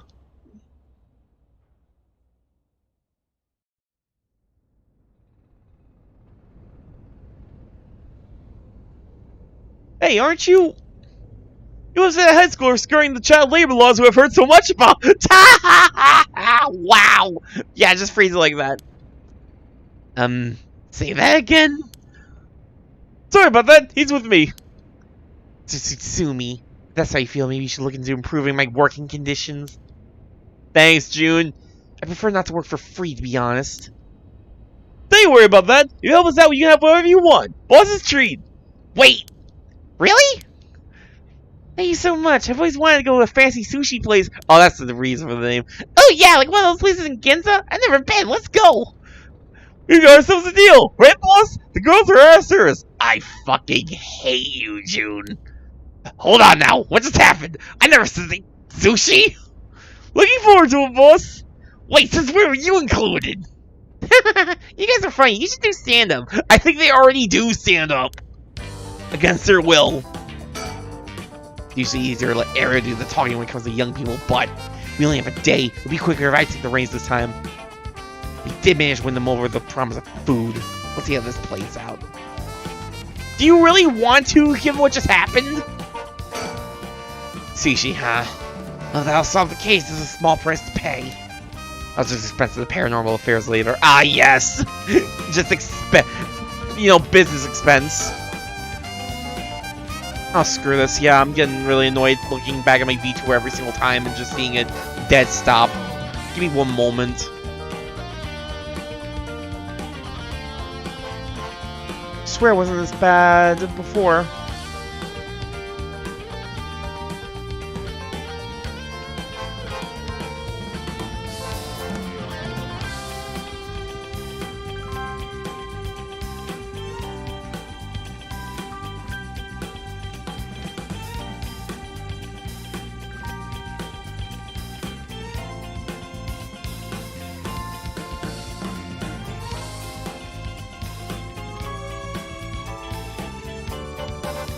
Okay, good. I did not set that.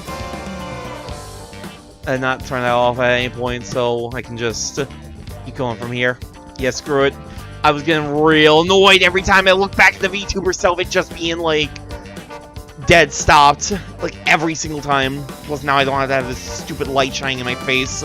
But I'm trying to play a freaking horror game. Granted, this is probably like. This is as slow as a horror game is going to get in terms of spookiness, but whatever. I'm also going to get myself a little snacky. Because I deserve it.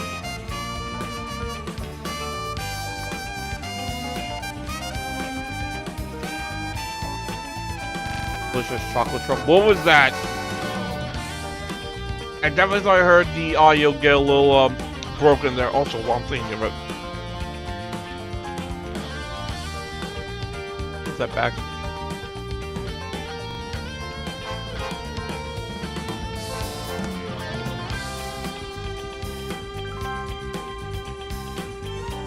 Forensics is still investigating the area. I didn't really want to bring these kids to a place like this, but there are too many onlookers outside for us to speak comfortably. Besides, it'd be good to have Mia look around the scene too.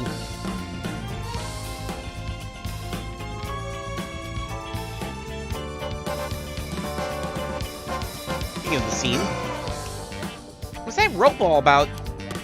Indicates where Janucci's body was found. It moves his body, but this way we still have an idea of how it was found. Yikes, that's a little gross. You can even see how his arms and legs are all. Ugh! Cool Ariel, you're scaring her. This kind of stuff is a little much for a kid. Yeah, I'm pretty sure she only asked because you were staring at it so intently. Alright, that's enough. Mia, what do you think? I knew the second I looked at this scene. You're right. Traces of a curse still linger here. I figured as much. Does that mean Janucci was killed by one of the curses of the 7 mysteries? Yes, a strong curse like that always leaves behind a trace. Wow, Mia, you're so calm. Are you used to this kind of thing? I wouldn't say I'm used to it. It just comes with experience, I guess. Now, I've heard some stories about you. Then you investigate a gruesome scene where someone had been killed by a paranormal attack without even breaking a sweat. Stop it, Mrs. Susumi. She's going to get the wrong idea. Whoa, that's amazing! You're a professional! You think? Totally! You're cool even in the face of death! That's awesome! When you put it like that, I'm not sure how awesome it is. Also, getting that little stack to myself was a mistake. My throat is a little bit... My throat's getting a little bit scratchy. Give me one moment to get myself a drink of water. BRB.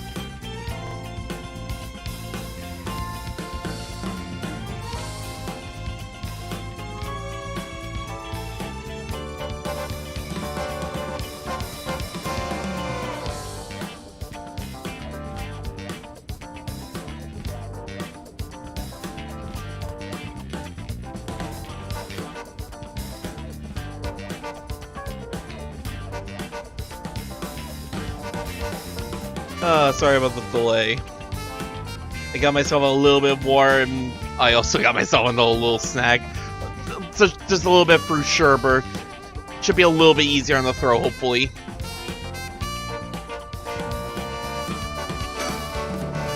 The curse was used here, which means the curse bearer must have been on the scene too.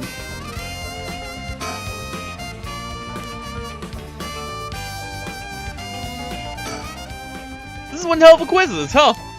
This random girl you know is already involved with the case. Yeah, quite the coincidence.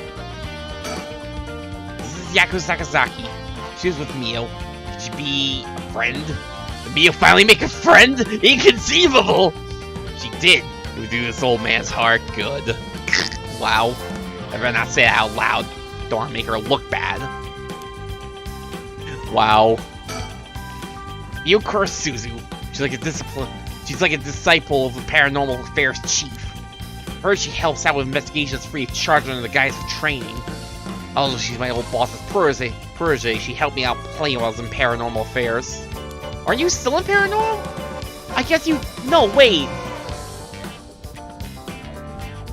No, are you actually out? I thought, like, that was a bit of a cover story or something. You actually out Paranormal Affairs? Hey. She may look mean, but she's got strong spirit and... Why is my... Oh my god, am I gonna have to kill... No, but I would have thought the VTuber would do more to, like, hit my performance, not the Discord. They look mean, but she's got strong spirits and sharp instincts and courage. It's quite the brain to back it all up. That said, I can't help but think there's some kind of darkness following her around.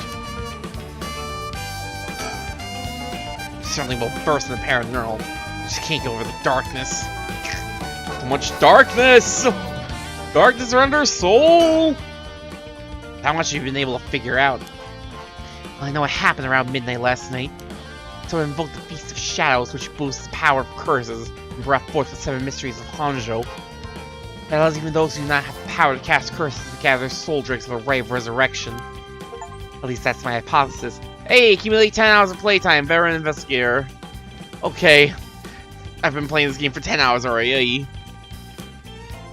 That's about right so far. As I'm sure you know, there are actually 9 mysteries, not 7.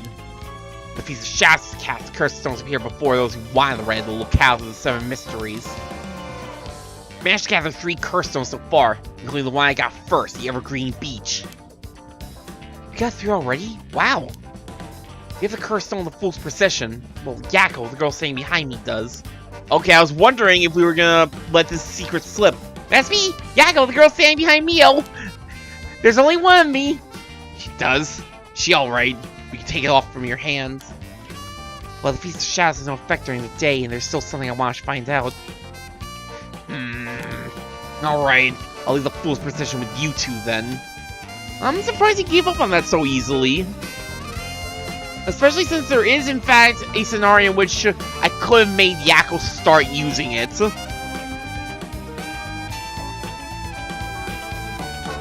Like, unlike with the other curse stones, that was like an actual decision. Huh? You wanna talk to me? You probably be better off asking Mio. Oh my god, why? Yeah, why is my friend dying? What's going on here?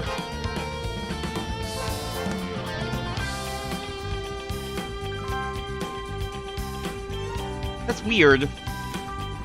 Why is Discord, like, actually making my frames worse than the VTuber model? Thank you. Please keep collecting the other curse stones. I'll be looking for a way to stop the Feast of Shadows. Okay, got it. That should make things go more smoothly. What about the other curse bearers? Have you run into any of them? Well, last night at school... You were here last night? Yes, you see... Huh. You were using a spirit board? That's so cool! That's when you ran into the curse echo. Glad you survived the encounter. Somehow, we managed to get away without accidentally setting it off. Curse echo was thought took the shape of a woman missing an arm and leg.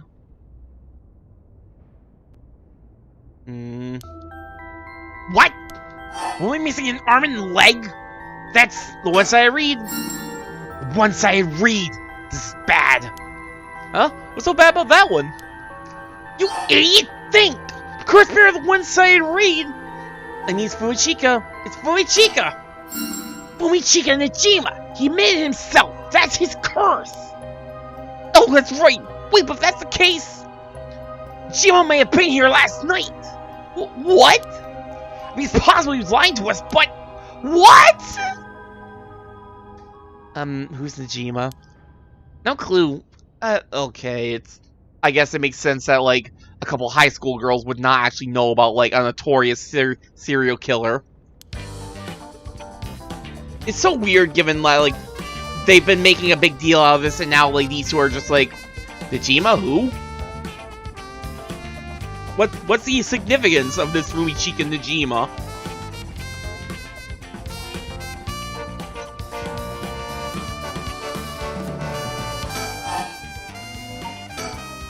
So then G must try to take advantage of the Feast of Shadows for his own nefarious purposes. Huh? He says he's doing the massacre to say it's sundown today? He's trying to get to your daughter too? That's why I've been trying to find them, but to no avail. Honestly, this information is the most useful we've gotten so far. Just to be sure, could you tell me who else was at the school last night? As far as we know, it was us, Mr. Jonuchi, and one of our classmates, he told me. Don't forget old man Ashimiya. I was about to say, if you forget him of all people. Wait, he told me? You mean he told me Kuda? Second year student? Well, yes. Why? Boss! She was here last... God, why is my frames dying? What's going on here?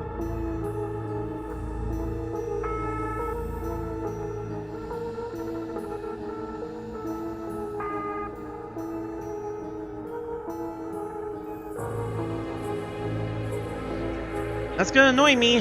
That's really gonna annoy me if they're gonna start dying now. Is it really? Why is Discord, like, doing worse to my frames than, like, the VTuber, though?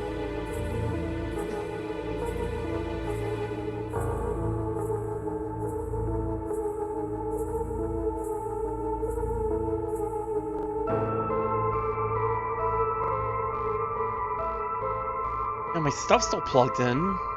Weird. Close that.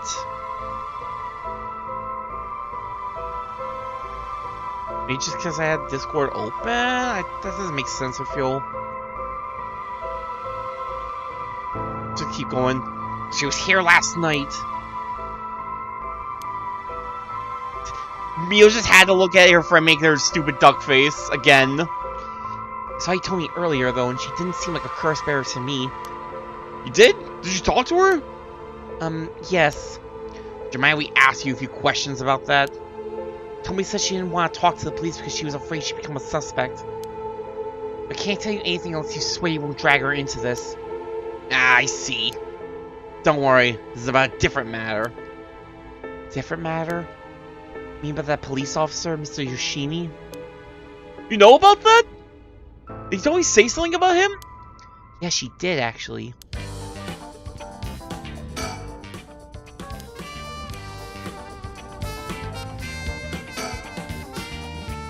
A curse was used here, which means the curse bearer must have been on the scene too. I think we already got that before. See, okay, just keep talking. What stops the Feast of Shadows? It would help if I knew more about how the curses of these 7 mysteries first came about. In that case, you're probably best off talking to that crappy researcher guy. You mean Mr. Araishi? I would very much like to talk to him. Ah, right, he's a teacher here too, isn't he? You would know him already. Maybe more inclined to talk if it's one of his students doing the asking. You know where he is? I do. We tried to talk to him, but he refused to cooperate. You two should give it a try. He's at his usual cafe working on his papers. Cafe? Oh, Kurikikyo Cafe in Kamizawa? Thanks, we'll head over there now. Skoro said we're not allowed to go to cafes, though. Don't worry about it, I'll allow it. Thank you. Huh? That's all it takes? Shut up, Ariel, you literally just strong-armed me into giving them sushi. Don't talk to me about, like, what is or isn't allowed. There must be a mastermind behind everything. Someone orchestrated all this for a reason. I want to find out why. Tell me to say Mr. Yoshimi entrusted her with something. He did? What was it? Yoshimi gave her a talisman? Yes, apparently he also asked her to look for another one just like it. One that Michio had. What kind of talismans could they be? Boss? Doesn't ring a bell. If Yoshimi's talking about with his dying breath, they must have been pretty important. Did they find a talisman in Michio where her body was found? I'll check, but if they did, Yoshimi would have had plenty of time to retrieve it before he died. Right. Would you consider giving us Tomi's contact information? I'd like to talk to her about this talisman. I'm not sure. She never opened up to anyone except Mr. Yoshimi. I'm no good, huh? I was friends with Yoshimi, though. You don't seem like too bad of a guy. You don't seem like too bad of a guy. Not all that scary for a cop. I thought that would be enough for her. She really doesn't want to end up becoming a suspect. To be honest, she was even a bit wary of us. Well then. You think she talked to Yoshimi's fiancé? Haven't they met before? Oh, they have. She told us about that. Yeah, she might be willing to talk to her. Alright, then we better find her fast. You haven't been able to reach her? That's a little worrying.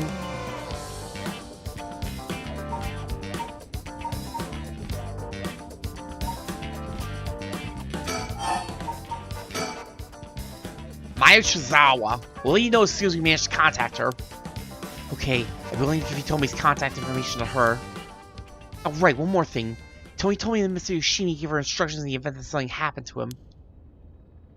Told her to give the talisman to Mr. Nakagoshi from the police headquarters. What? So it was a Nakagoshi case? Why would Yoshimi tell her that? Could you check on that? I will, but I don't know, they'll pick up when I call. Is he with the Paranormal Affairs Bureau? Well, yes, Nakagoshi's the chief. But he's almost never in, so I don't really know the guy. To be honest, I'm not even sure if he exists or if he's just a figurehead. I've never spoken to him myself. All Paranormal Affairs' cases are referred to as Nakagoshi cases. Jeez, what's up with that? Gotta keep the secrecy up. The amulet he told me he was looking for may be the basic puzzle piece of this mystery. Alright, we gotta fill you kids in on serial killers. We're talking about people who were at school last night. There's one more person, though I'm not too clear of the details. There's someone else? Apparently he told me he actually saw Mr. Janucci getting cursed and killed last night. What? Talk about some vile information! What she said happened was... Michio's the one who killed Mr. Janucci? You sure it was really Michio that she saw? Well, that's what she told me. I wasn't there. That must mean there was another curse bearer here last night. Janucci was killed by a curse, so someone had to have been there, whether it was Michio or not. Damn, boss, you think it really could have been Michio's ghost? I mean, based on what we heard, she doesn't have plenty of reasons to be vengeful. Calm down. Just because the paranormal exists doesn't mean just anything is possible. It's still possible that Jima's behind Janucci's death.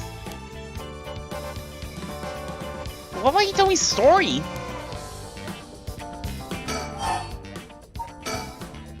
About this janitor. Ashimiya, was it? How old is he? Do you know how long he's worked here? Huh? Why are you so interested in him all of a sudden? Well, he just transferred to school though, so I have no idea. He's around 50 years old. He started school about half a year ago. No one knows what he did before, so there are all kinds of rumors about him. I see. Thanks. I think I'm starting to get a better picture of all this. Huh? Listen up. It's not common for former prisoners to find work under an alias after their release. Notoriety attached to their former name can give away proper rehabilitation, you see. But no way! Ariel, have the officers apprehend the janitor. He worked the night shift, so he must still be in the overnight room. Yes, right away! Okay, good. We might actually catch him soon. Boss, bad news! Apparently the room's been empty all morning! So they've been looking to question Ashimiya too, but couldn't find him anywhere! No. That all but confirms it. One more thing to check. Are there any photos of this Ashimiya? The old man seriously hated getting his picture taken. He'd always avoided it. Area, call an urgent search for Makoto Ashimiya. We can't let him get away. Yes, sir! I'll contact you right away! Alright, good. We're actually getting onto this plot point after all. We're not gonna be stuck like being like, oh, who could Fumichika and Najima actually be for like half the game?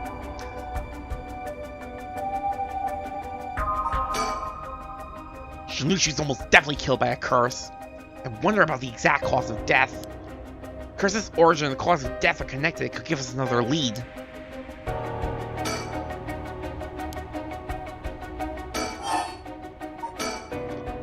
Oh my, I didn't expect this at all.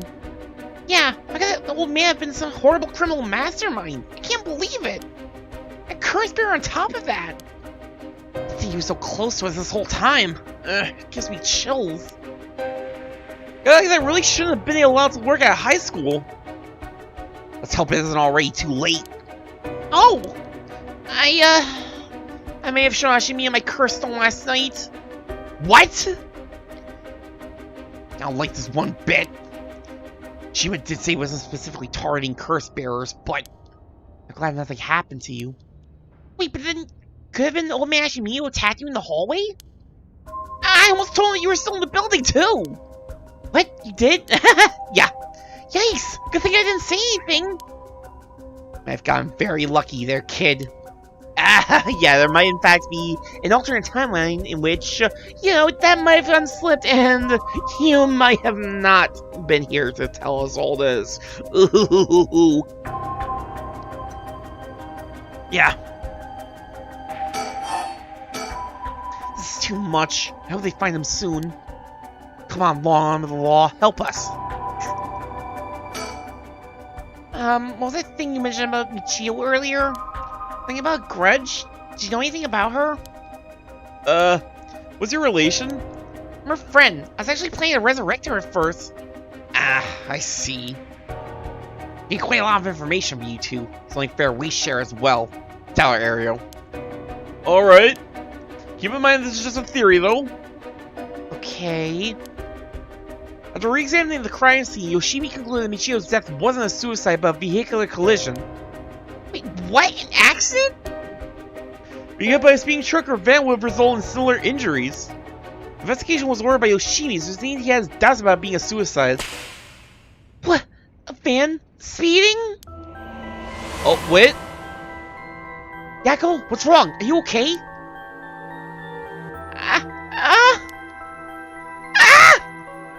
Wait, what's going on?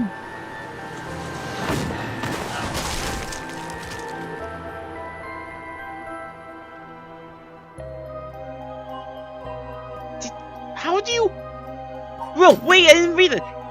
Van, there's a young man in the driver's seat. In the passenger seat, a woman? Yakko! Yes! Wait, Jose? You back now? How do you feel? You're covered in sweat.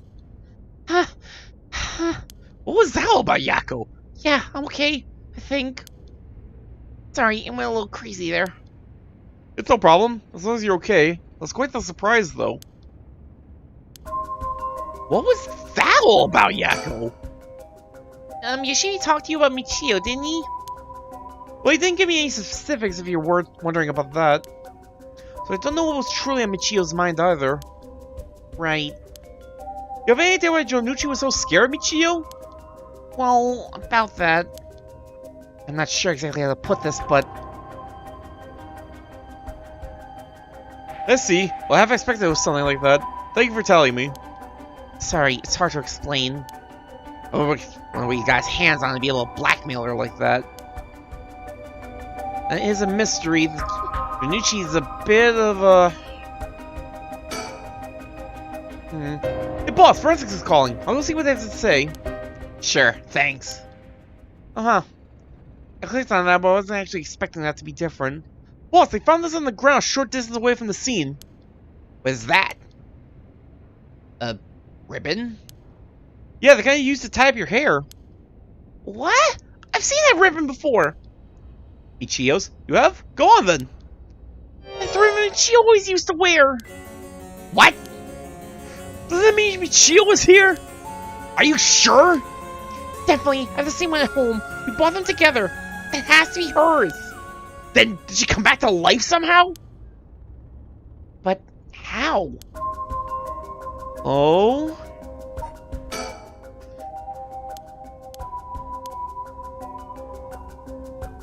Curiouser and curiouser. How was Michio and I came back to life? And where'd I go? That's the question. Got revenge on Jonuchi, but she may have more revenge to dish out. Is there anyone else you'd have a grudge against? Well, what about the guy who killed her in the collision? Who could that have been? She really did come back to life. It's terribly sad she's spending her new chance at life like this. Obsessed with revenge is such a tragic way to live. No, but we know Jonucci died because of the one-sided read. Like, that's the curse that seems to match up. We know Nijima slash Ashimiya is the one who has it. I'm afraid that's all we can tell you. Don't worry, you were a big help. Thank you. We should start a search for Nijima and Mayu Chozawa. It might be worth it to check Michio's house as well, just in case. Let's use the school as our base of operations. If anything happens, go with one of the officers hanging around here. Got it. Thank you and good luck. We'll go talk to Mr. Araishi about a way to lift this curse. Alright, boss, let's get going whenever you're ready.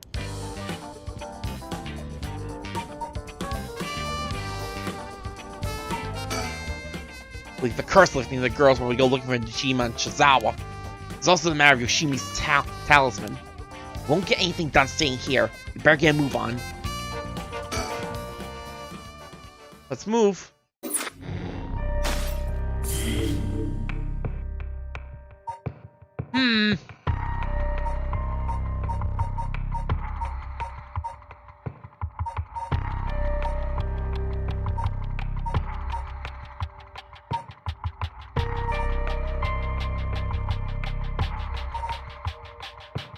Let's actually try to follow the timeline a bit more proper this time rather than try to follow the individual stories like to their conclusion. So let's actually go back. Let's actually check in what Harui's doing since she's kind of still disconnected from our Tetsuo and Yako's stories have pretty much like converged already.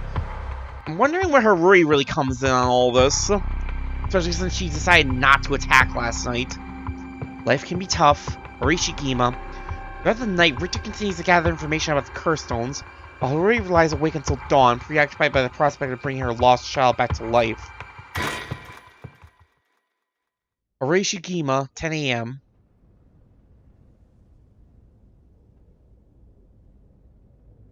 Gima Mansion.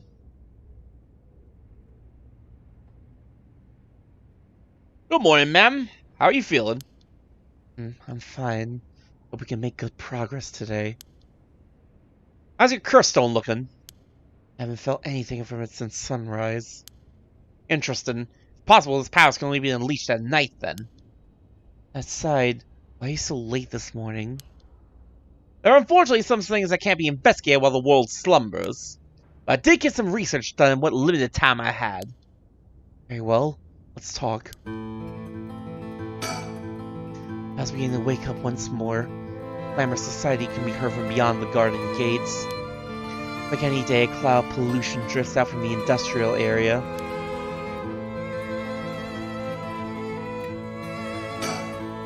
This is the old mansion where I was born and raised.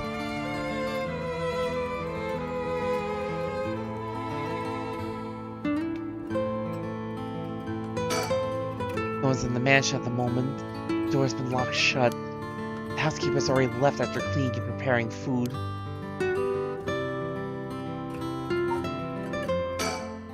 Maybe surrounded by curses and death, but matters little. My only concern is whether I can see my child again. He's looking a bit tired. He's been up all night investigating. Or he was up all night to get funky. By the way, that's something I wanted to talk to you about. And what's that? Our current plan is to steal a curse stone that's already absorbed soul dregs, but I'm wondering if it was suffice to not steal, but instead negotiate with the curse bearer and have them use the right for our purposes. Oh? I mean, I suppose I would accomplish the same, but do you think it's possible? As long as we offer compensation, it may prove much easier than you expect. Compensation? Cash, for instance. Come on, dude. Do you really think someone will give up the chance to resurrect someone that they care about for a quick buck? Especially if they already went through the trouble to kill God knows how many people. Potentially, like, 9 or more people. Well, I suppose it doesn't have to be 9. It would be, like...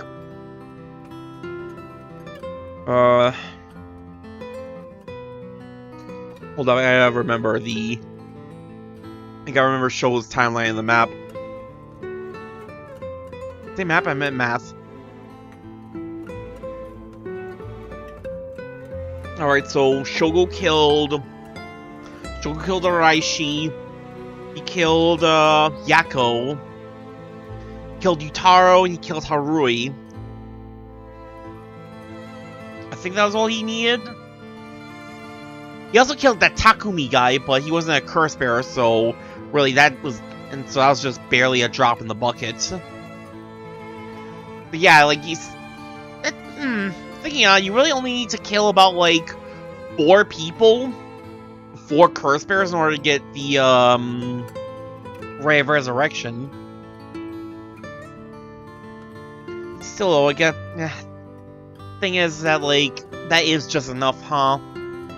If you need to kill 4 curse bearers to get the Ray of Resurrection, then assuming there is only 9 people, 9 curse bearers, and yeah, it's not enough for 2 curse bearers to get their wish. Unless one of them really was fine with just killing a whole bunch of non-curse bearers. That wouldn't be off the table for a family as rich as Shigima's, would it? Of course, by any amount would be fine if it gets the job done. Won't let monetary matters lead me to regrets the way it did back with the ransom. Okay, with that option on the table, let's figure out our strategy. You have a curse bearer with whom we can negotiate in mind? Not yet. Surprisingly, it seems the other curse bearers haven't been that proactive about collecting soul dregs. Yeah, thinking about it, like, Shogo's like the only weirdo who actually got like turbo aggressive on the whole like, let me collect soul dreg. It's weird because like, yeah, it was like only him and like Yutaro, and even then Yutaro, like, when Shogo meets up with Yutaro, he still only has 1% of soul dregs. So presumably it was only that. I already forgot the woman's name, but it's that random woman he just like offed, presumably just test out the full Washing Mansion's power.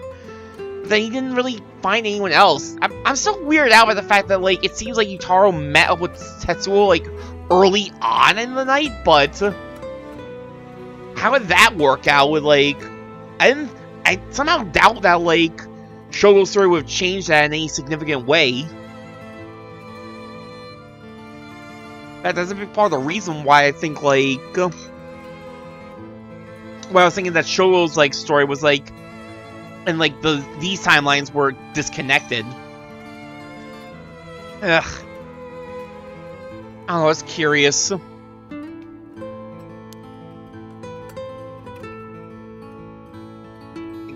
it's also weird that, like, in this timeline, it seems like Richter is not super into the idea of helping Harui kill for her, for Ray of Resurrection collecting purposes, but like in the one where Shogo got aggressive and got the Whispering Canal, he was perfectly fine with assisting Harui and being like, yep, that kid, he's a curse bearer, he's got a layer on him.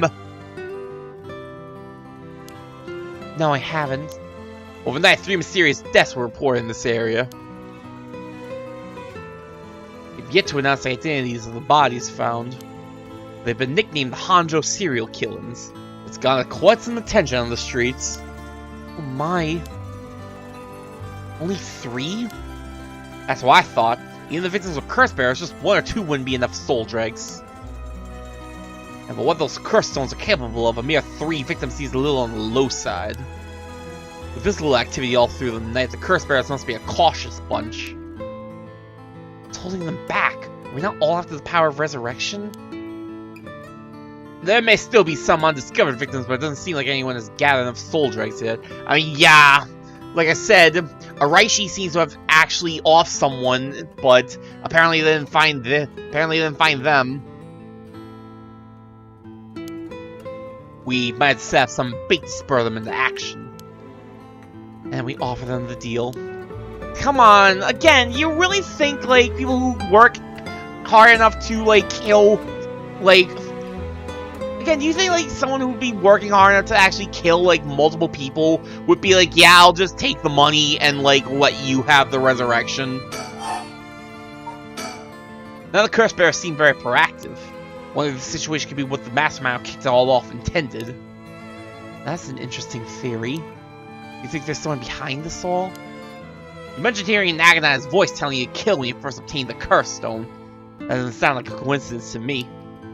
Someone agitated the curses in this area on purpose. And they're likely after the Ray of Resurrection as well. Do you think this person is not one of the curse bearers? You got a sharp mind, man. Though it might seem obvious for the mastermind to become a curse bearer and collect soul dregs if they were after the riot. This would be very risky, since as a curse bearer, they themselves would become a target. It should actually be more convenient for them if the curse bearers move less aggressively. That's right. But despite that, they've been inciting the curse bearers to commit murders. Why? Let's consider this. When the mastermind isn't trying to collect soul dregs themselves, meaning their intention is also to steal the souls while the other curse bearers compete with each other from the start? Sitting back and observing from the sidelines is the safer course of action. Which is why I figured it best for us to attempt the same strategy. So how should we do it? Still reason to suspect the mastermind could be a curse bearer themselves. To be honest, I want to keep my distance from whoever it is. There's no telling what kind of power they might possess.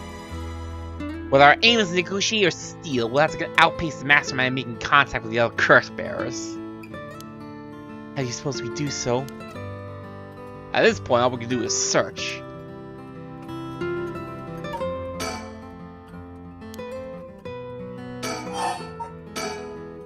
Since the mastermind is saying the curse bearers collect soul dregs, can we be sure there even is a ray of resurrection?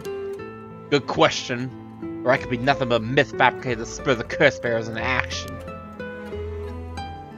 Honestly, that would make sense given how Shogo's story ended when he did actually get over 100% soul dregs. He definitely did not get the right to resurrect anyone. Seeing him might be for naught, but you want to give up, ma'am? Never. Understood. After all, I'll never know the truth unless we see it for ourselves. We'll do it without using the curses ourselves.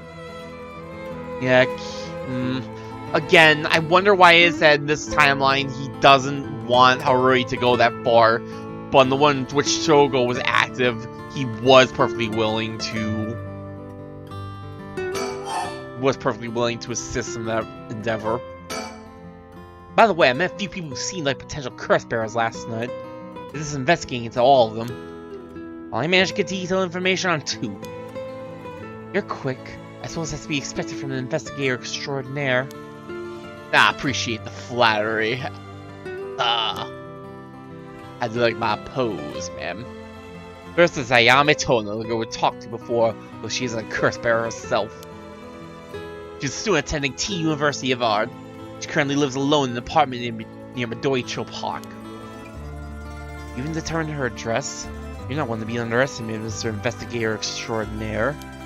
I called every single university with Hikoi in the curriculum pretending to be her parent. I went around to check on her place on the way here. Doesn't seem like she returned home last night. I'm worried she might have run into some trouble. Did you attempt to follow her last night? I'm embarrassed to say but I couldn't. She shook me. I couldn't keep track of her. Here, I thought you were an investigator extraordinaire. She's just gonna hold that over his head, isn't she? I'd like to learn more about her, but it would take some time. She's planning to steal the curse stones just like us. Expect us to act carefully around her. The other one? Next is the tall man who was dressed in black. A man near Kinshi's show. He stood out of the way he dressed. Managed to get some good information from him. Impressive. What can I say? He works as the secretary to Hyaku Soap's chairwoman. I believe his name is Takumi Yumioka. He's a weirdo. What is up with him? He's not a curse bearer, but he clearly knows more about this than he should. He's willing to murder a man to get his curse stone. Hyaku Soap's headquarters and factories are both located in Honjo, correct? Oh wait, I think I misread who was talking. Yeah. Yes, they've been here for a while, but it's only in the past 10 years the company has shown significant growth. I remember seeing the chairwoman in the news a few years back. She seems to be very shrewd. With the increase in sales, I assume she'd want her factories running at full capacity. With a harsh restriction against industrial waste, a lot of factories with older equipment had to be shut down. That's right. Even 10 years ago, there were many complaints about chemical plants dumping waste into the river. Most companies back then were more concerned with making a profit than protecting the environment. Ew. Ew. Ew. Disgusting bot. But Cerebot was actually on top of that one. Now I just need Restream chat to be the same way.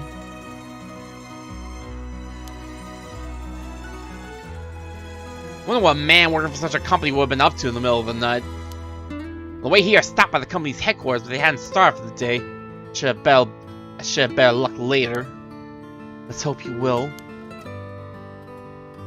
If they're interested in seeing if the right would be beneficial for their product research into beauty and skincare. Wow.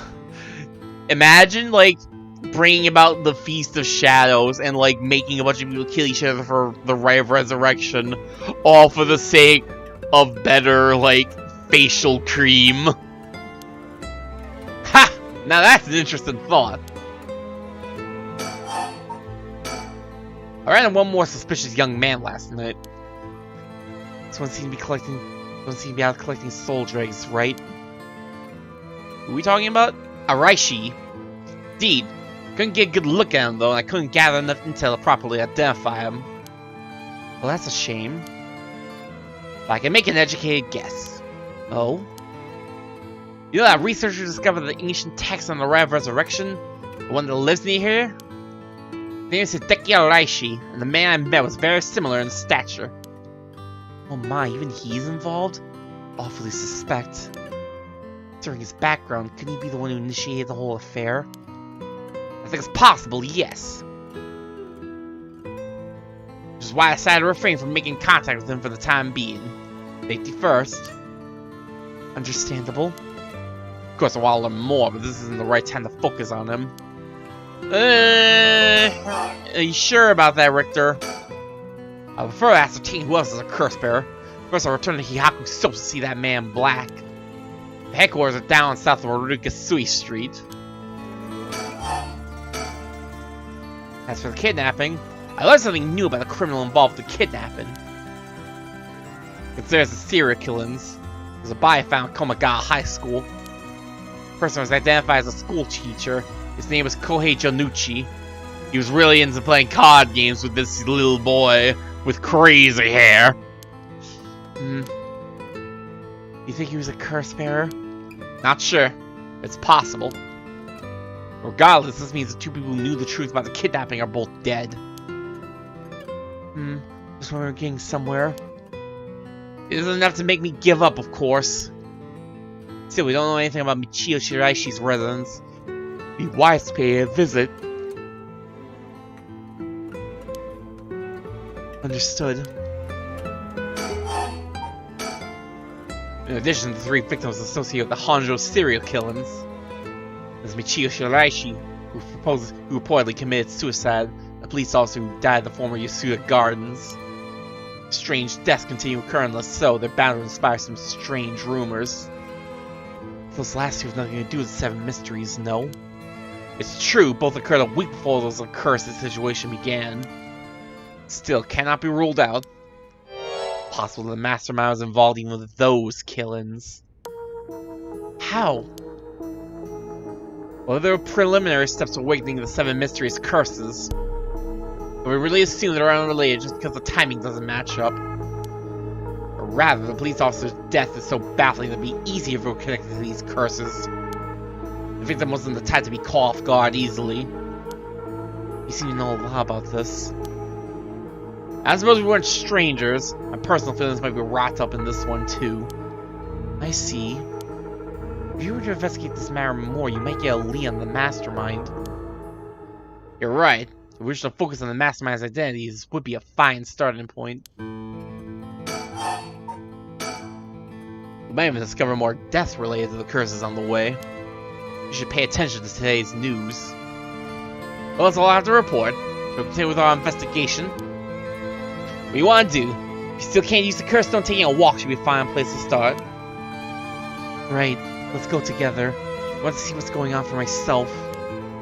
In that case, I'll trust you to decide on where we should go, ma'am.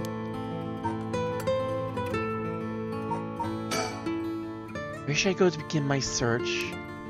Which places have stood out to me most so far?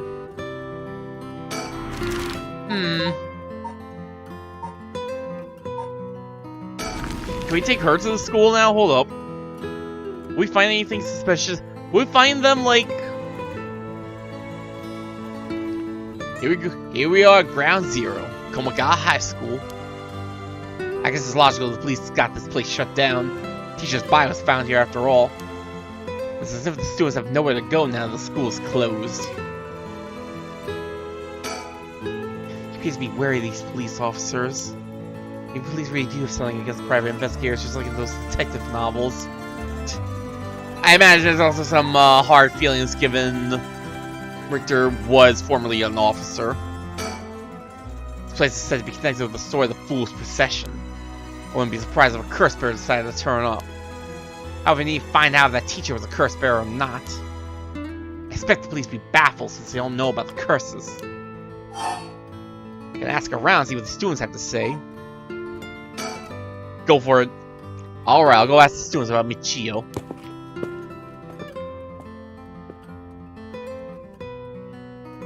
I'm back, ma'am. So what'd you learn? That school kids sure love a good rumor. We knew that from Yako's story. I was practically drowning in stories about Mr. Jonucci and Michio, most of which seemed dubious at best. Not surprising. Most of what I heard was hardly worth a second thought. But there was one story that caught my attention. Oh? Somebody of the Michio is the one who killed Mr. Jonucci. Really? Lawyer's got two pieces of evidence to back it up. One of them wasn't news to me. Apparently he's been mumbling that Michio is going to kill him for some days now. Well, teacher overheard his mumbling and told the students. And that spread like wildfire, I suppose. Rumors that juicy don't stay a secret for long. As for the other piece of evidence, a pigtailed girl in a school uniform was seen around school late last night. Go on. Although numerous people claim to have seen the girl, not one of them saw her face. Some proposing it was Michio brought back to life. That was her vengeful spirit. That does seem to be the conclusion that Yako and Mio have seemed to have, like, come to. Or at least they seem to be considering. It's not like Michio's the only high school girl with pigtails. This rumor might have been made up for just a fan of the flames.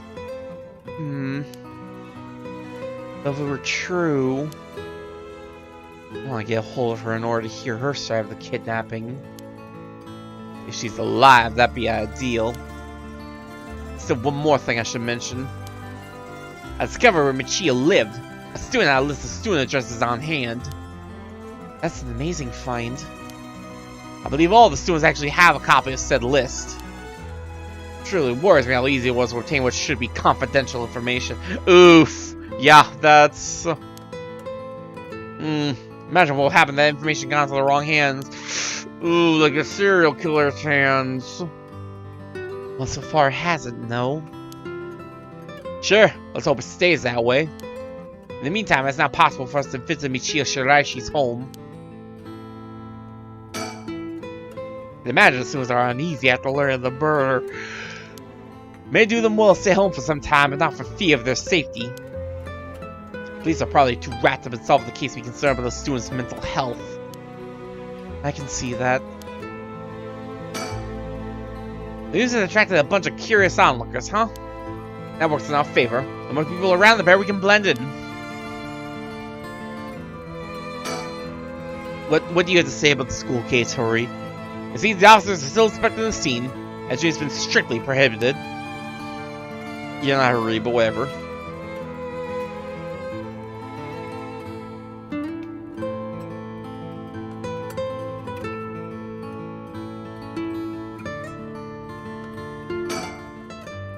One, the society provides a safe environment for the benefit of our youth.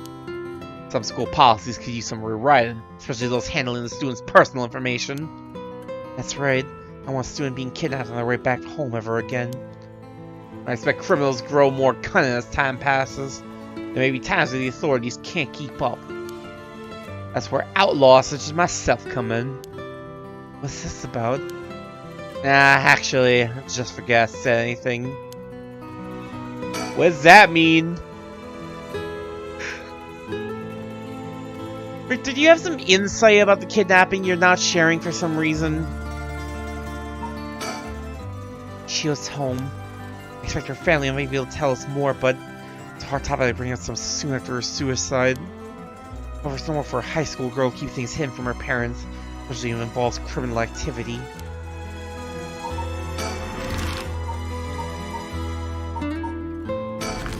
Let's just follow up on that immediately, see what happens. The Sylvierchii household.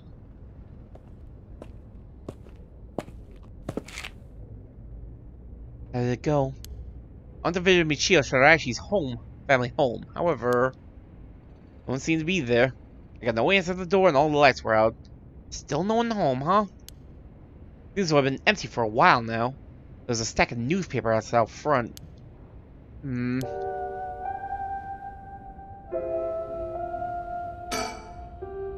bit quiet over here. It is a residential area after all. All these run-down row houses really screaming working class, don't they? Ugh.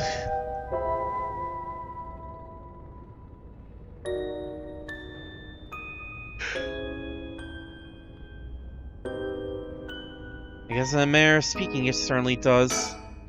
I don't understand why no one's come to this house even after Michio committed suicide. Wonder if this place is okay. What do you mean by that, Harui?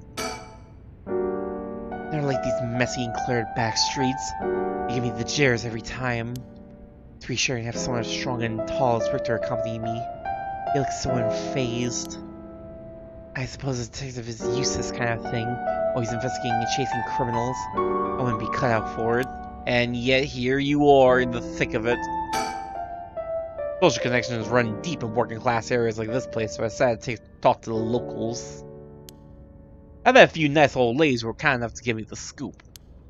Turns out Sylvierchii's reputation really went down the dumps this past year. Is that so? I'll give you the quick summary. They moved here about 3 years ago. Their previous residence was in a bad part of town. Chia's father died in a car accident, leaving behind just the two of them. Car accident, huh? It sounds incredibly likely that Michio herself also got killed in a car accident or hit and run. Michio's mom, Toshiko, now a single mother, relocated here. At first I got along with their neighbors, many of which were in similar situations, helping and being helped in turn. So far so good. What happened? Well, as I said, the reputation began to go downhill about a year ago. A man recognized as Toshiko's common-law husband had moved into the household. His name was apparently Kankichiro Iwai. Sorry, hold up.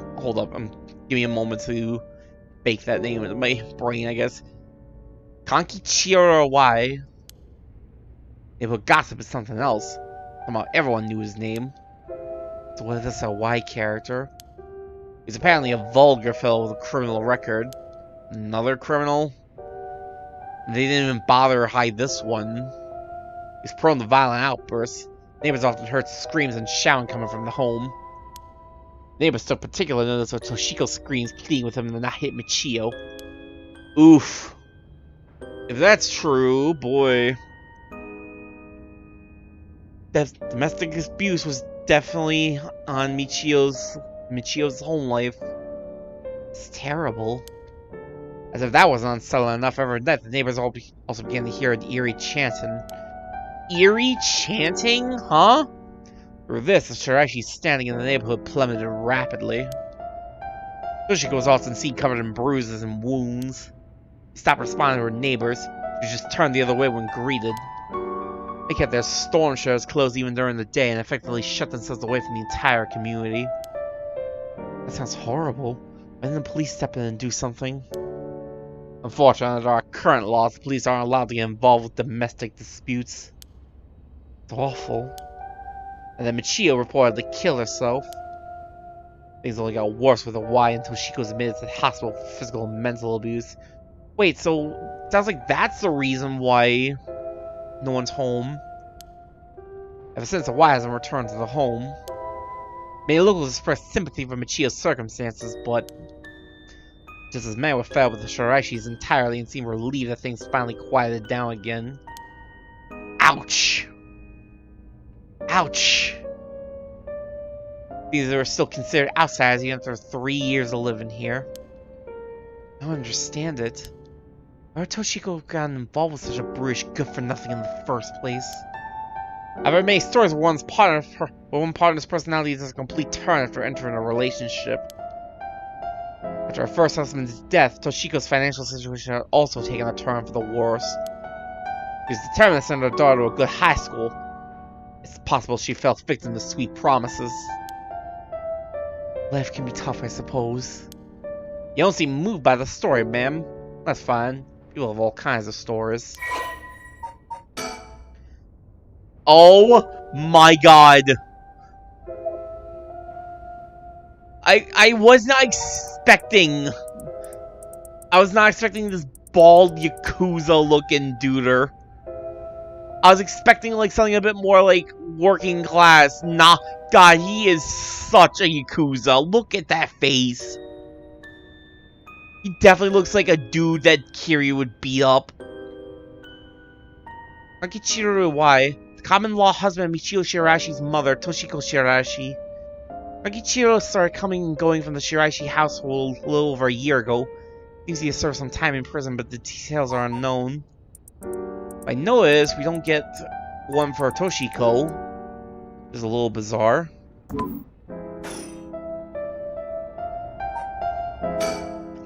Shirashis were dealt a tough hand.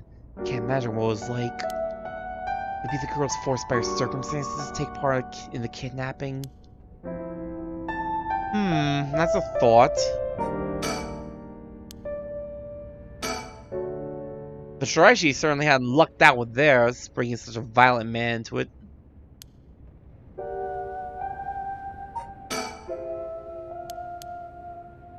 Anything else to see around here?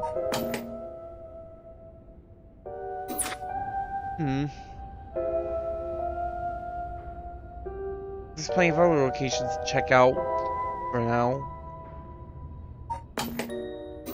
No.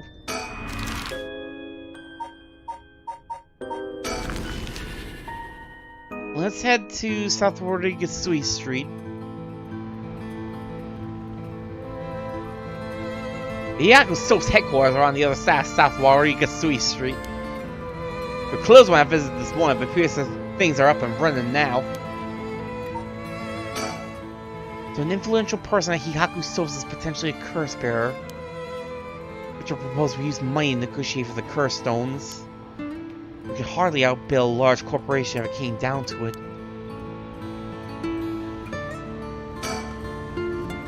Back in the Yellow period, the canal known as South Warigasui ran through this area. It's been turned into a major road. It's a bit away from Kinshicho Station or Ryogoku Station, though it's still considered a nice area. Stories of the Ever-Burning Lantern and the Full Washing Mansion both took place around here. Funny, those are the two that got taken away pretty quickly. One of the bodies discovered this morning was found by this road as well. This is quite a lively area, huh? I suppose you could call it somewhat of a city center. Tell me more about the street. Warigasui, literally partitioning ditch, refers to a waterway dug down the middle of a road so as to divide it. At the dawn of the Edo period, the Honjo district was little more than a collection of suburban rice farms. As the area became more developed, the South Warigasui was excavated in order to drain rainwater into the Yokujiken River to the east. It would serve the people long and faithfully, converted into an underground culvert at the beginning of the Showa era. In the present, no trace of it remains on the surface but the street that bears its name.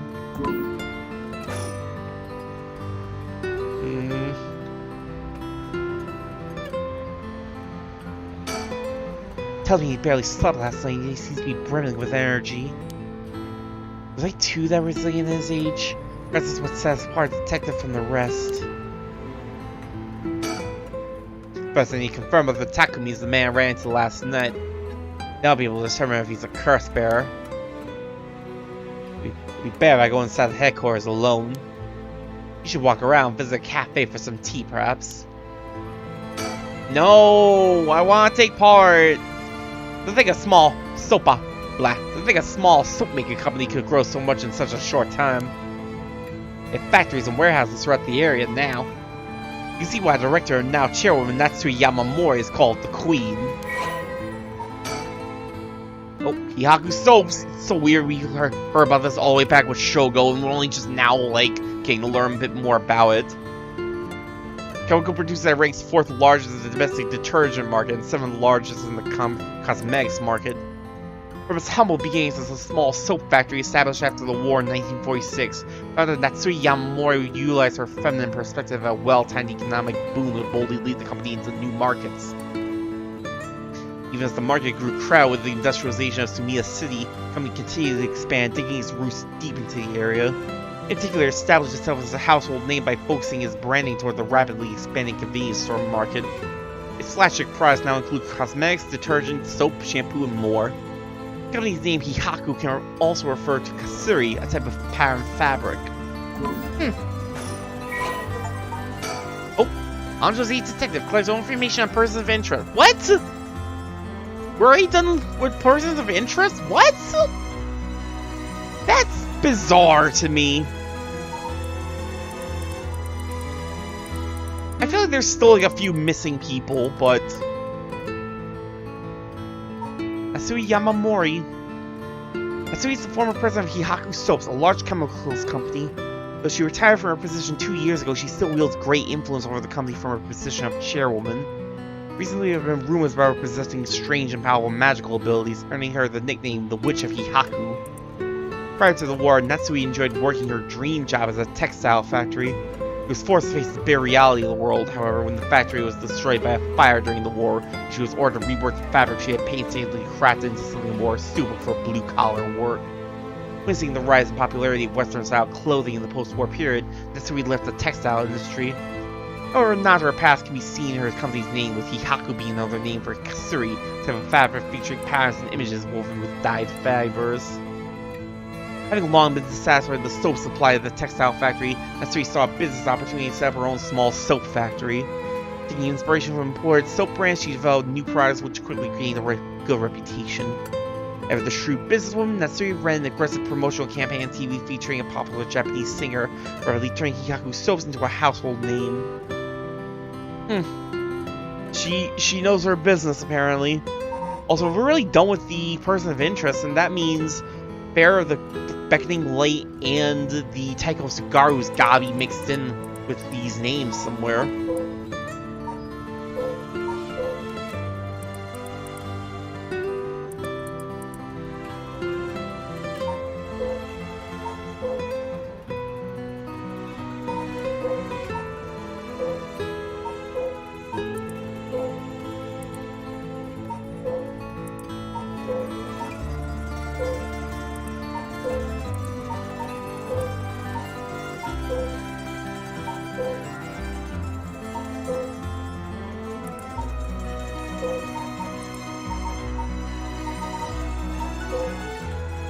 I like how it still lists Fumiichi and Nejima's curse echo as being none, when they literally made a point to be like, yes, I, Fumiichi and Nejima, and the Wheeler, the one-sided read. Clearly they're not interested in, like, keeping these fully up to date, or at least, like, obsessively, like, changing everything to, match up with what we learn in the story.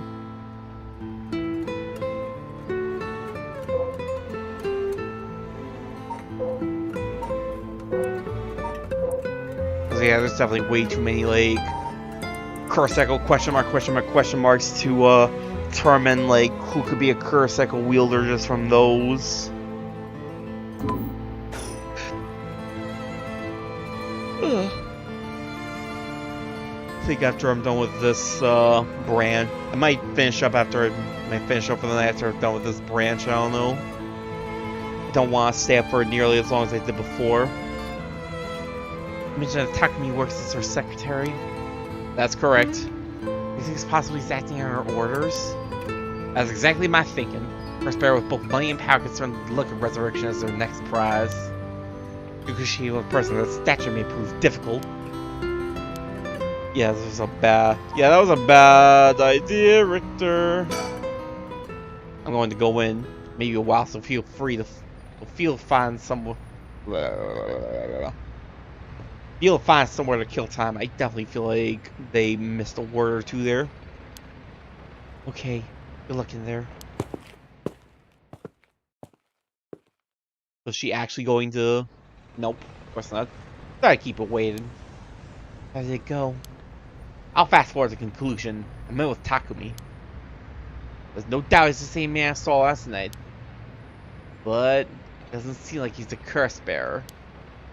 How can you determine that anyway, Richter? We kind of got an idea of how Yutaro was able to figure out, like, whether someone's a curse bearer or not, but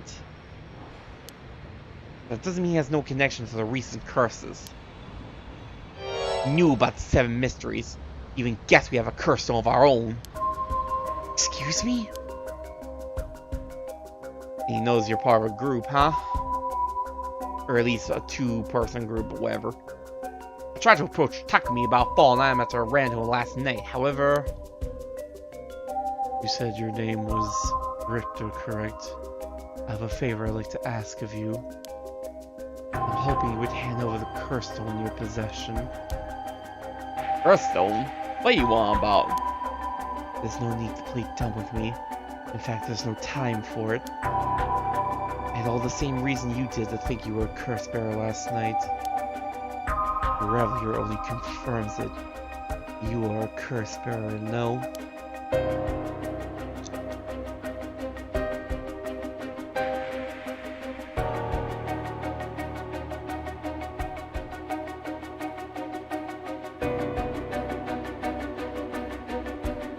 Alright.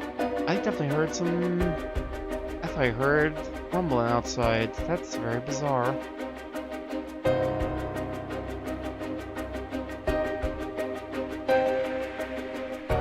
I wonder if that... It's like one thing I've been noticing. I've been hearing some bizarre... noises watching back these streams recently. I wonder if that's been happening, like, during the streams. I haven't been realizing it since I've been keeping my headphones completely on. I know that unfortunately a lot of, like, noises you might hear when I'm speaking is just the game audio getting through. I really need to, like...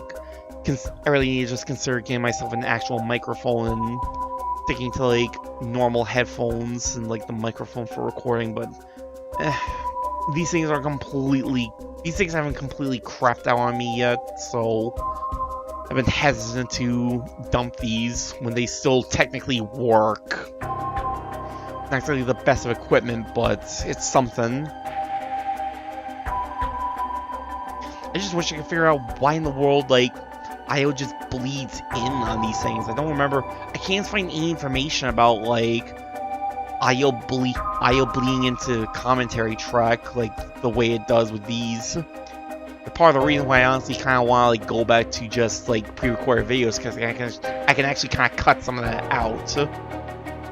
Can't do that with a stream, though. You're right. We lack time. I'll confess, I am a curse bearer. I possess the curse stone, the haunting clappers. I'm glad to hear the truth.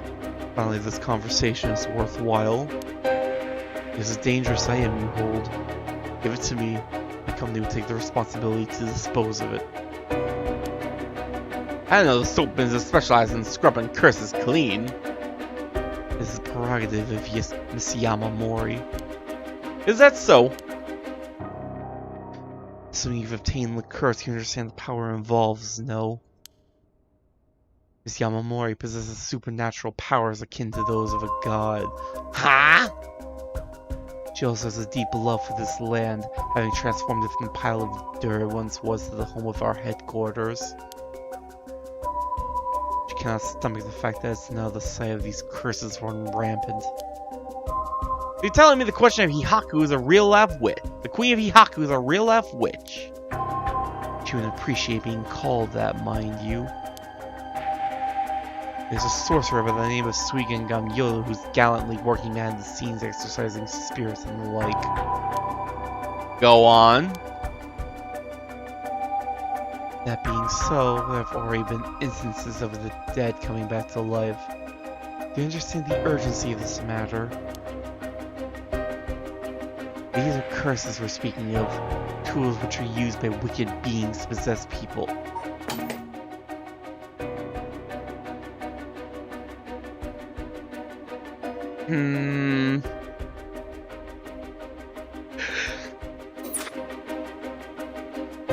This instance of the dead coming back to life. The ray of resurrection is nothing but a fabrication meant to seduce the curse bearers into unspeakable action. If you truly understand what I'm talking about, you must hand over that curse stone at once. Very interesting. With that said, just how many curse stones have you acquired so far? What you tell me is true. Surely the company will have launched a large-scale search by now. Yeah, no.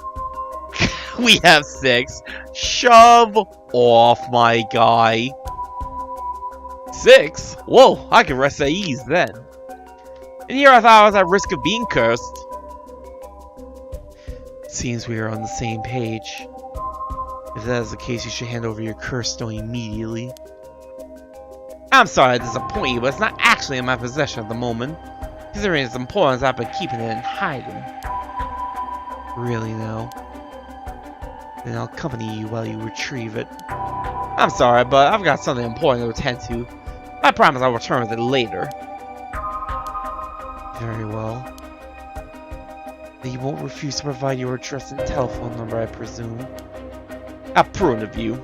I'll oblige. It's hard to tell just how much of what he's saying is true or not. Like, we can definitely, like, we know he's lying from, like, what he's saying about having 6 of the curse stones.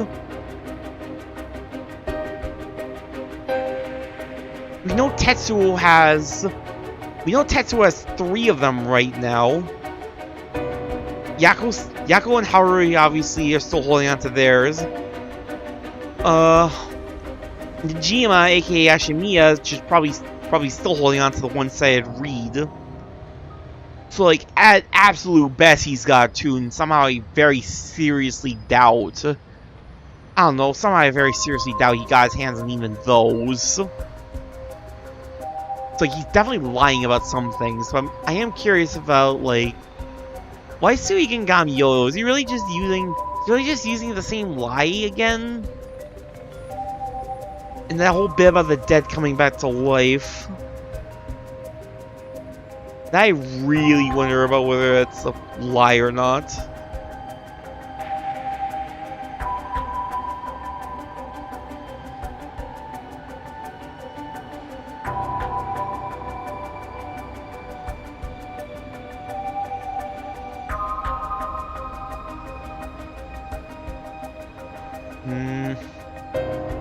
That's how it went. They aren't after the right after all. I wouldn't be so quick to trust him. Oh? I believe we're dealing with a master in deception. We well made up a story that convinced us to part ways with our stone. I think he was lying about having procured 6 curse stones as well. Like, really? 6? That's excessive. Well, now I feel gullible. The company's plotting something. I wonder what they mean to do with the curse stones. He seems rather desperate to get a hold of ours, despite us not having collected any soul dregs. That's the people like Hihaku, the mastermind, who has the curses being unleashed. Because the chairwoman's a witch. I wonder about that too. If she really were that powerful, would her secretary have divulged that information so casually? Takumi was either making it up as he went, or he's trying to spread a rumor. What purpose would he do that? Recently, people have been called about the occult more than ever before. Word spreads that Hihaku's chairwoman has godlike powers. He could very well benefit socially and politically from that mystique. That's unsettling.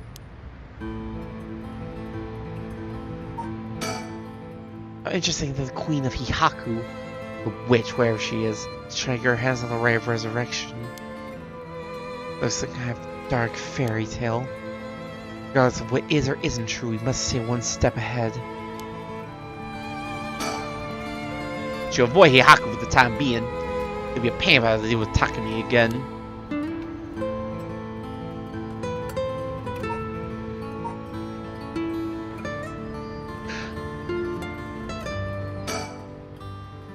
By the way, there's one more thing of interest I heard while in the company's reception lobby. What's that? People were discussing whether one of the buyers found this one was our Hihaku employee. Really? Oh yeah, we do know Shogu was working there. As long as the officials haven't revealed the identity, all amounts to no more than speculation, though. Despite that, I have reason to believe Hihaku still is deeply involved with the Seven Mysteries. At the very least, I can assure you I've gathered that much. The more we know, the better negotiations will go.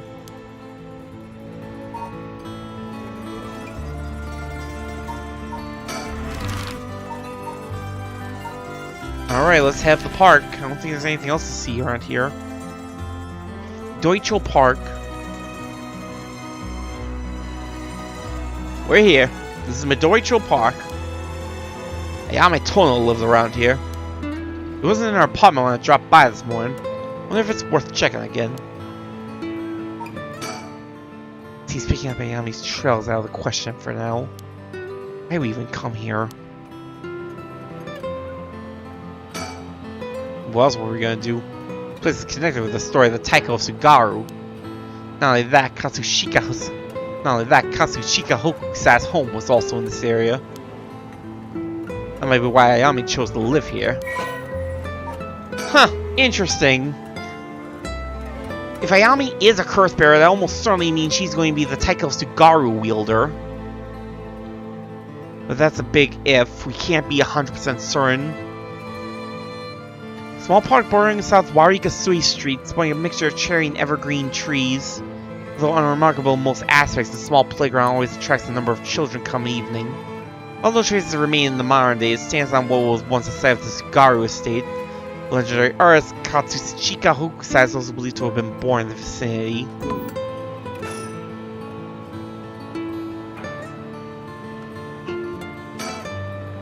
Trying to blend it. Oh, good going, ma'am. You found haiku. That's a rare one. Haiku, wow. This is now. Let's see. Yep, there is haiku.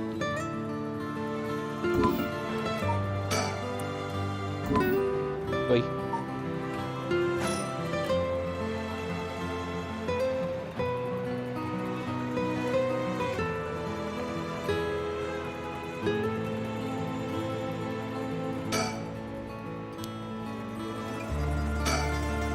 It was heartwarming to see children playing in the park.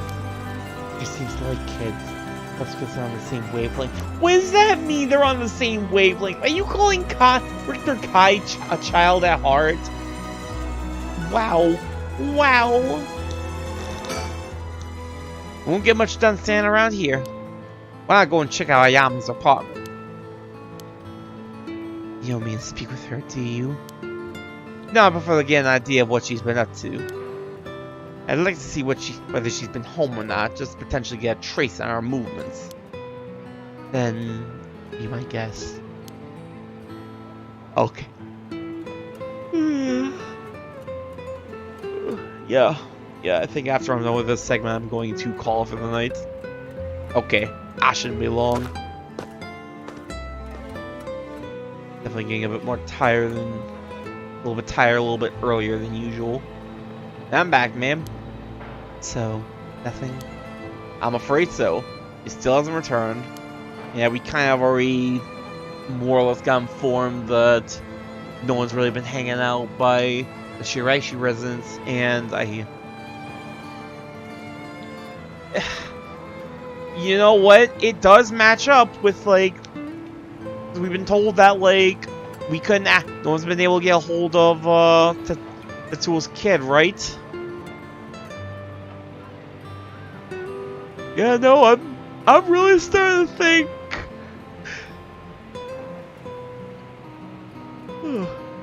I'm really starting to think Ayame Tono is Tetsuo Tsushima's kid.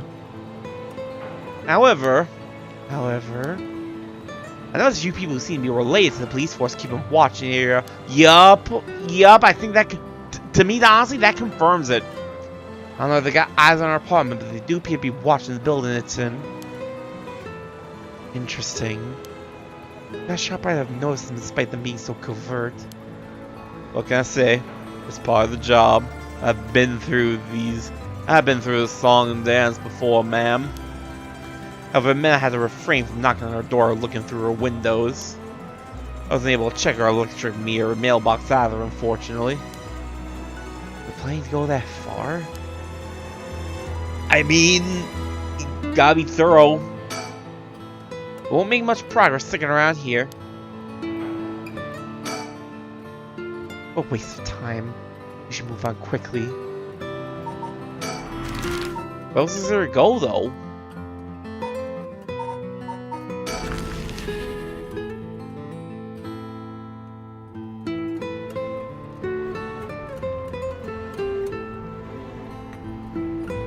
Soap headquarters are on the other side of South Warikasui Street.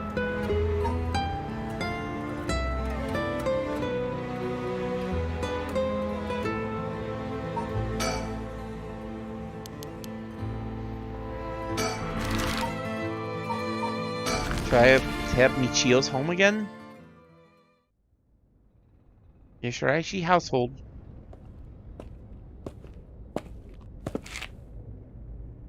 Now anyone's still living there. What? Oh, you came here too. What? What is it? Who's there? Who's there? You two! Huh. Could you repeat what you know one more time for me, Richter? Looks like they're converging here too.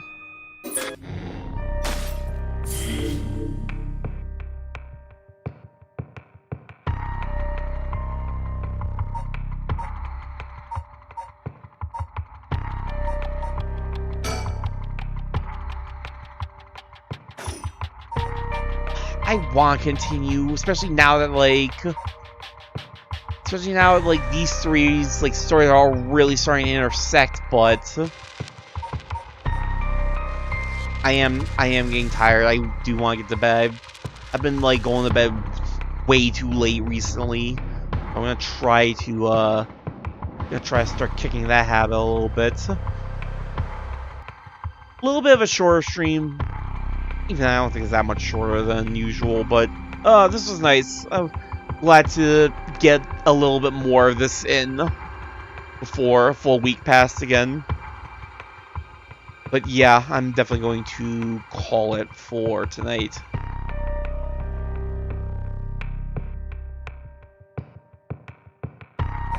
Oh, tap, right.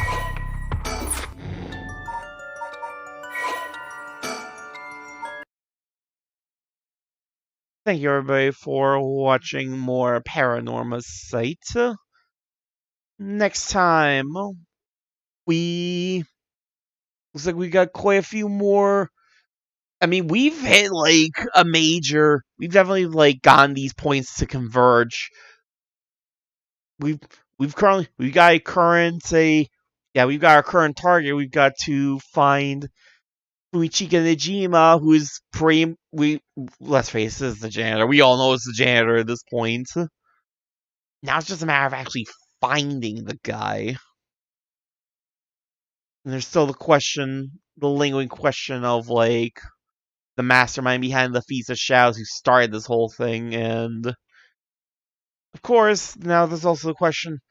I'm still left wondering, where's the wielders of the Beckoning Light and the Taigo Sugaru? I also do find myself really wondering if Yoko is still running around with the Whispering Canal or not. I feel like that's a little bit more questionable. We definitely passed the first passed the first major point of Paranormasight, but it looks like mysteries are still piling up. It's weird that the story's taking a complete 180 from spooky death game horror story to police manhunt. It's interesting, so I'm excited to return to this, but that'll probably be Thursday night. And then probably more Infernax with my good buddy Lampert. I still need to get around to editing those videos. I'll figure out how to do a death counter or something for those videos, as well as a few other counters. I'm rambling now. Thank you everybody for watching. I hope to see you for the next stream. See you then.